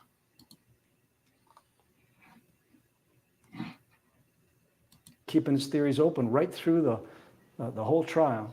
I think there's a very serious potential Sixth Amendment violation that happened in this case. Now let me move on to the unanimity issue. So remember, what Judge Mershon does is he tells the jury, okay, to find a violation of this New York election law offense, you got to find that Trump was trying to influence an election, namely his own election, through unlawful means, through violating another statute. But you don't have to be unanimous about what the other statutory violation was. Is that unconstitutional? Well, the Constitution does require a unanimous jury. And that requirement, that applies in state prosecutions as well as federal prosecutions. That's only been true for a few years, by the way. It's only a few years ago that the Supreme Court said that unanimity requirement applies to state prosecutions, but it does to state felony prosecutions, and that's what this was. And so does Judge Mershon's instruction to the jury about non-unanimity, does it violate that principle? Well, it might, but this is kind of complicated, too complicated for me to go into here. Yeah, because the question is, and that unanimity principle, that's something Jonathan Turley hit upon. which is like, it's a little weird because there's unanimity that he violated his crime, but then how you get there is a little bit common. And I discussed this and I broke this down when I had Pisco on the other night, where I was talking about that. And I urge you all to check it out. I know it's a long video; it's like 4 hours, but I actually broke down that concept of unanimity and how there's a problem with the way Merchan approached this, and there was a comparison someone tried making and the reason that I think that there's an issue with the unanimity is because when we talk about different means, and there's another legal analyst she goes by the name Unbiased, who tried making a claim that that you don't have to have unanimity and brought a proof to that from a particular Supreme Court decision. But I think that I think that her application of law was deeply flawed, because the analogy was, well, let's say someone commits murder. And when they're committing murder, we're not sure whether or not they used a gun. The court basically said, we don't care if they ended up killing, if the actual deed was done when they used an axe, the end of the person's life when they used the axe or when they used the gun. They used both. We don't know which of them caused it. And some people in the jury think it was the axe, and other people think it was the gun. Doesn't matter. That's still considered unanimity. The difference there is those are all factual elements that lead to the same ultimate conclusion. But different theories as to what legal principles raises all sorts of questions as to how do you know that he had the intent. If one is saying he had the intent to do this, you have to establish mens rea intent, and a failure to establish unanimity on mens rea of his intent to commit a crime, that is not something the Supreme Court has ever sanctioned as being okay. So I think that her analysis there on that issue was deeply flawed. I don't think it was intentionally flawed. I think that it was just poorly thought out. Trump legal in end will give us better case law. Hopefully.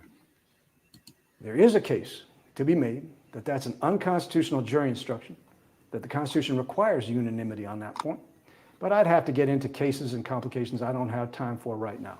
So I'm going to stop there. You got your three big constitutional questions: selective prosecution, failure to give notice of what the crime was. That's the Sixth Amendment violation. And finally, the danger of an unconstitutional, non-unanimous verdict, which might have occurred in this case. There are other errors that Trump's team, for sure, is going to allege: trial errors, evidentiary ruling errors, many other errors. And some of them might be going to troll. It's constitutional errors. But what I've done now is I've summarized for you three major constitutional arguments that you can be sure will be made by Trump's team when they appeal. Okay, part three, next steps. Now we know where we are. Where do we go from here? Could Trump actually be put in jail? You bet he could. Each count of this 34-count indictment has a maximum penalty attached to it of 4 years. Well, that's 4 times 34.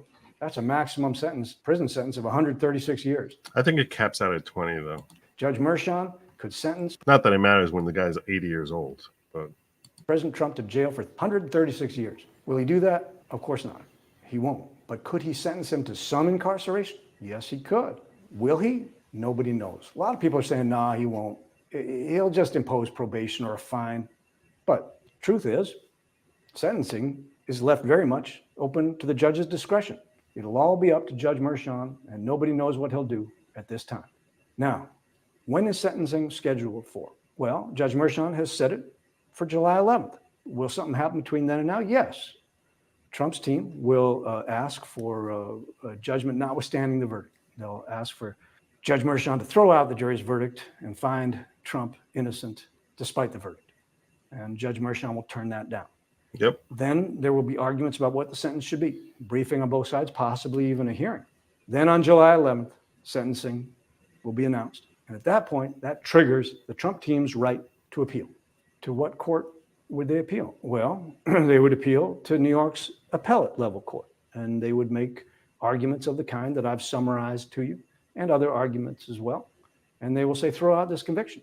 And after the appellate court rules, then the case could go up to New York's highest court, which is actually called the Court of Appeals, but it's New York's highest court. And after that, the case could go up to the Supreme Court. And ultimately, it might well go to the Supreme Court, where finally we will have a definitive, conclusive ruling on whether That'll take a very long was time. Constitutional or not.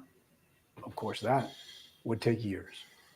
And that's a problem here. Why is it a problem? It's a problem because the election will have taken place. And if this conviction is unlawful and unconstitutional, it could have an effect on that election. There are surveys, many polls in which a substantial number of American voters say they will not vote for Trump if he is convicted of a felony. Many independents say that. Many Republicans even say that. If that's true, an unlawful conviction in this case could interfere with and, in fact, decide the outcome of the next election of the next president of the United States. Even if the conviction were reversed on appeal years later, that effect could not be undone. In legal terms, that's called irreparable harm. The irreparable harm, once again, is that a convicted felon could affect the election, could decide the election. And if so, then District Attorney Bragg and Judge Mershon will have unlawfully interfered with the election and decided the outcome of the next election through unconstitutional means. And no years-long appeal could have any effect on that. Well, is that where we are? So are we stuck with that possibility? Well, believe it or not, there is one other avenue that the Trump lawyers could pursue. What do you got? They could sue in federal court and ask for an emergency temporary restraining order. Restraining order of what? Well, let me tell you something that you might not know. You've probably been reading in the press, if you've been reading about this case, that Trump is already a convicted felon. The jury has convicted him. He's a convicted felon. Well, guess what? That's not true. You're not a convicted felon because of a jury verdict. You're not convicted unless the judge enters a judgment of guilt against you. The judge still has the power, as I told you before, to throw out that verdict and enter a judgment of acquittal. Oh, so you're saying basically go to convicted court and try until and the judge enters that judgment of guilt. Now, in New York, it's very likely that Judge Mershon will enter that judgment of guilt against Trump on the same day that he issues sentencing. That'd be July 11th.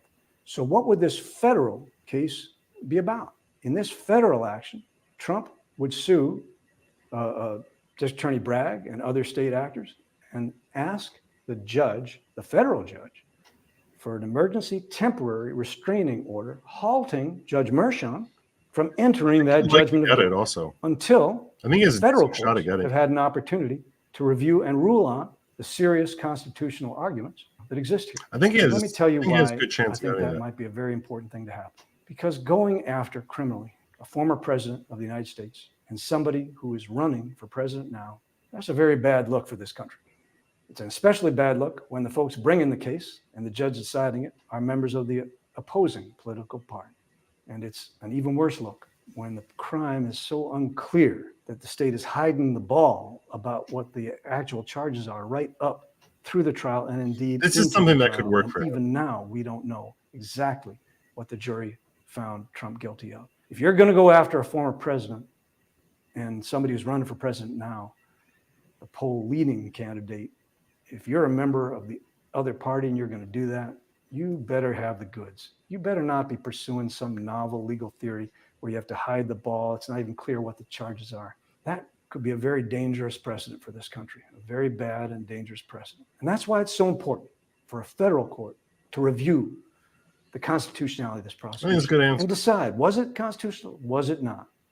To achieve that, the only way to achieve that before the election takes place is for the Trump team to file an action in federal court and ask the federal court to temporarily hold off the entry of the judgment of guilt until the federal courts and maybe the Supreme Court itself can, on an emergency basis, adjudicate the likelihood of success of these constitutional arguments. If that doesn't happen, then that irreparable harm danger that I mentioned before, well, that's where we are.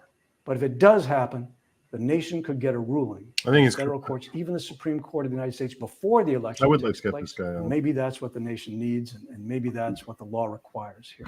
So if I were Trump's lawyer, that's probably what I would do. I would run into federal court, file this action under Section 1983, and ask for a temporary emergency restraining order. Will Trump's lawyers do that? I have no idea, but that's what I would do. And now I've come to the end of what I had to say today about Trump's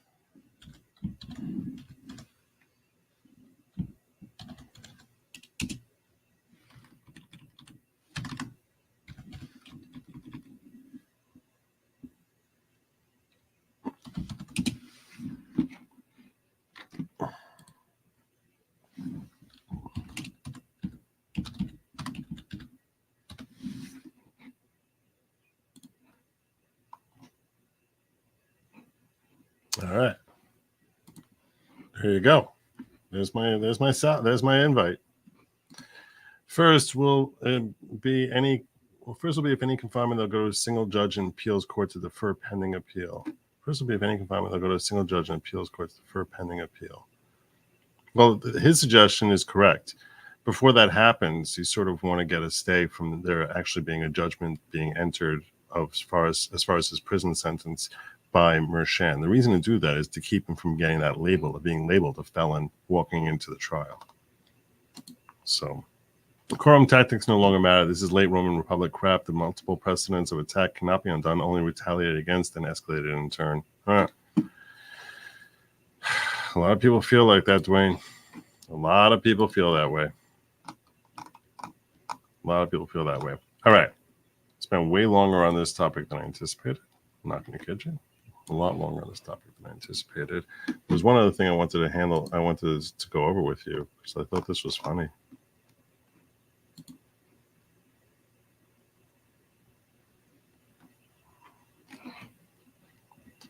This was funny. I referenced in my video title and description about Judge Karen.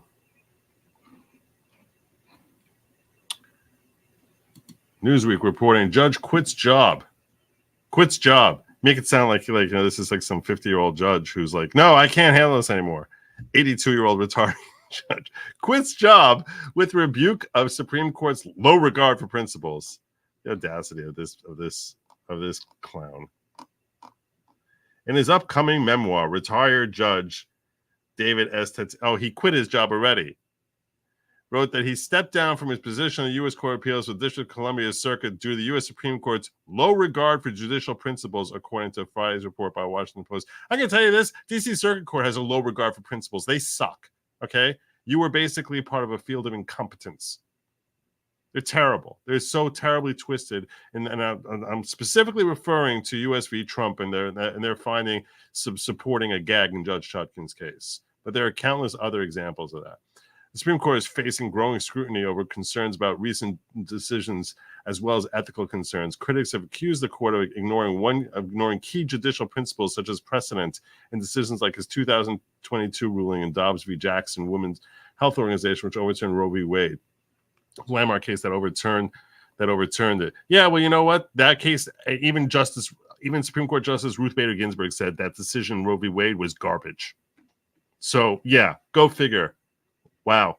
By the logic that there's no such thing as overturning principle, we should still have Plessy v. Ferguson. We should still have the Dred Scott decision. If you're going to say, wait, this is precedent.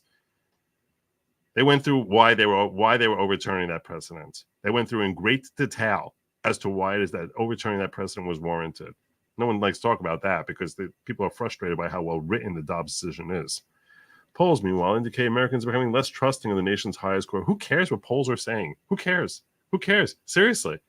Gallup found in September 2023, only 41% of Americans approve of the way the Supreme Court has handled its job. Yeah, because they've basically been tilted by a ridiculous mainstream legacy media, which will sit there lying to them over and over again. They're like, oh my gosh, I can't believe how wrong this is. Well, 58% said they disapproved. For 5 years earlier, before Dobbs, yeah, so many people are so outraged over Dobbs. I wonder where this poll came from. Basically, a bunch of 20-year-old college girls. We did a poll at a sorority house in Massachusetts where a lot of the girls that were very upset with the Supreme Court. 51% said they approved the court in 2018. Tatel, who was appointed to his position by former President Bill Clinton, great job, Billy. Great job, Slick Willie, and served as a judge in the U.S. Court of Appeals to the D.C. Circuit Court for nearly 30 years, had harsh words for the U.S. Court in his upcoming memoir, Vision, a memoir of blindness and justice. Yeah, I'm sure it was a memoir of blindness. I have no doubt about that. A memoir of blindness. Probably very aptly named there, Tatel. Tatel wrote that he retired from the court because he grew tired of his work being reviewed by a Supreme Court that found him to be an idiot. Sorry, I haven't even read of his decisions. A Supreme Court that seemed to hold such low regard the principles to which I've dedicated my life, the newspaper reported. He officially stepped down from his post in January 2024. He's basically bitter. It was one thing to follow rulings I believe were wrong when they resulted from a judicial process I respected. It was quite another to be bound by decisions of an institution I barely recognize. Yeah, well, we barely recognize you, buddy boy. He also warned that while neutral judging fosters public trust and the rule of law, and somehow that neutral judging always ends up being very pro-Democrat positions when it's coming out of the D.C. Circuit Court, judging that could be based on preordained agenda, not on text or precedent or deference, depletes the reservoir of public confidence. Let me tell you something. That's exactly what the D.C. Circuit Court has become, the most notorious court in the country. You were the problem. You were constantly fostering an agenda. Unbelievable. Sitting here now pretending that the reason he stepped down, as opposed to his advancing age, nothing to do with the fact that he's an octogenarian. No, nothing to do with that at all. You know why I stepped down? I just couldn't handle it. Oh, I couldn't handle how the Supreme Court wasn't following core principles because we in the D.C. Circuit Court were so dedicated to the core principles. And the core principles the D.C. Circuit Court has displayed that they adhere to is basically whatever the craziest, wokest principles are, as opposed to whatever the law actually says. And you're sitting here twisting reality to pretend that conservative justices who actually employ precedent actually regard what the Constitution says as somehow being agenda driven. No, they basically got in the way of your agenda. That's what it is. They got in the way of your agenda, because that's the difference between a conservative judge versus a liberal judge. Is that liberal judge tries to figure out, how can I try to contort the Constitution to something completely unrecognizable and issue decisions like, I don't know, Roe v. Wade, which was completely unrecognizable. Like, I'm going to sit in here talking about the penumbras of the Constitution and try to take this amendment and try and contort it with that amendment and reach exact opposite conclusions of what it says, which is exactly what D.C. Circuit Court followed up with when they issued U.S. v. Trump and said, oh, all of a sudden, these Supreme Court precedents, which say you should never, ever, ever infringe on someone's First Amendment rights, now allow us to have a blanket gag on a criminal defendant for the first time ever. Such jackassery. Sorry. This guy's sitting here touting his nobility.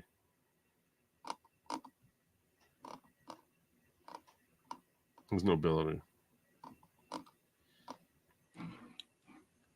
It's so gross. It's so gross to me that it's like the very people who are so quick to twist justice are sitting here whining when their twistiness gets undone by people who are like, what the hell are you talking about? This is garbage.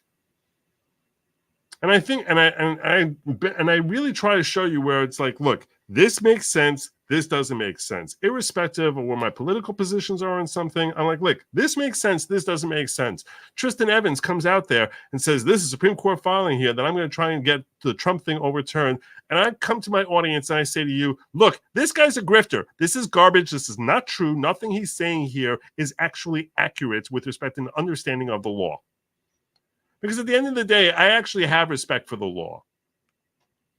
So that's why I tell you, what Tristan Evans is doing is garbage. It's stupid. It doesn't make any sense. What Jed Rubenfeld is suggesting, that's actually a suggestion which makes sense. It's consistent with understanding how principles of law operate and what avenues are available based on those established vehicles, those established legal vehicles for actually getting the relief that you're seeking.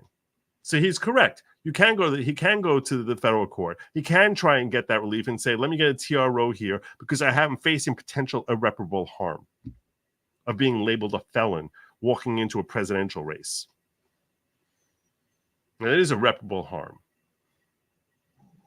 And it's to show a likelihood of success in the merits and the balancing equities. And balancing equities is going to favor him because balancing equities is favoring the status quo. The status quo is he's not a felon today. So, yeah, that guy, Jed Rubenfeld, great suggestions. Tristan Evans, whoop, whoop, doesn't make any sense. He's like, oh, let me get attention, but just by filing lawsuits that have no legal, they just completely ignore everything that anyone understands about American jurisprudence. His email address is an email channel profile. I might send that message there also. Maybe I will. He'll likely see my comment, but it's not a bad idea, Prosper Woman. We appreciate your hard work, Joe. Good night to you and your chat. This is not it's not at all a cult. And I'm not the leader of the following, which is not at all a cult, type of cult. We'd still have Komatsu. Yeah, well, we exactly. If we don't overturn precedent, we'd still have Komatsu. It's hard to support your Pisco streams when we're trolled by his followers ad nauseum afterward. Don't they have anything better to do? Apparently not. Well, I don't know if he's a Pisco follower, that dude. But thank you, Ron. Appreciate you.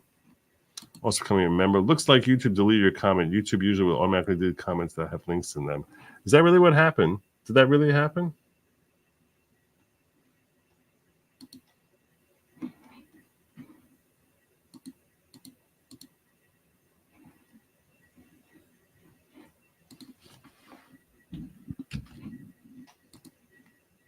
The Trump hush money case. So the jury verdict is in. Trump's been found guilty. Look, this is a moment. It does look like it's gone. There's Schnooks. Trust me, he wanted my comment. I can't rewrite all that.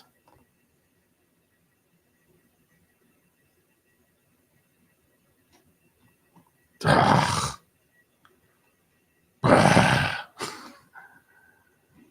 I'm going to have to go back and find what I wrote and rewrite it, take out the link. I appreciate you giving me the heads up on that, Ron. Good part of putting all woke judge in D.C. Circuit is Congress could dissolve D.C. Circuit, let the neighboring districts take over the caseload. That'd be amazing. That'd be amazing. Oh, my God, that'd be amazing. Swallow up Washington, D.C. into Maryland. Say, you're a problem now, Maryland. That would be great. That would be great. All right, my friends. That's my show for tonight. I'm going to have to redo this thing now. Gosh, who wants to do that? Why? Why does YouTube hate me so much? Why do they hate me so much? God. Well, while you're here, if you can hit the subscribe button. I'm trying to get to 99,000. We're trying. I might have a longer stream tomorrow. See if I get more time to get to 99. And then I'll have a 12-hour stream for number 1,000. Tomorrow is stream number 999. 999. It's coming tomorrow. I thank you all for joining me. I'll be back here, God willing, tomorrow evening. Until then, my friends, stay true to your loved ones. Don't eat the bugs. Have a good night. And as always, I say to you, making sure doing a quick roundup. Yeah, I'm good. As always, I say, Godspeed.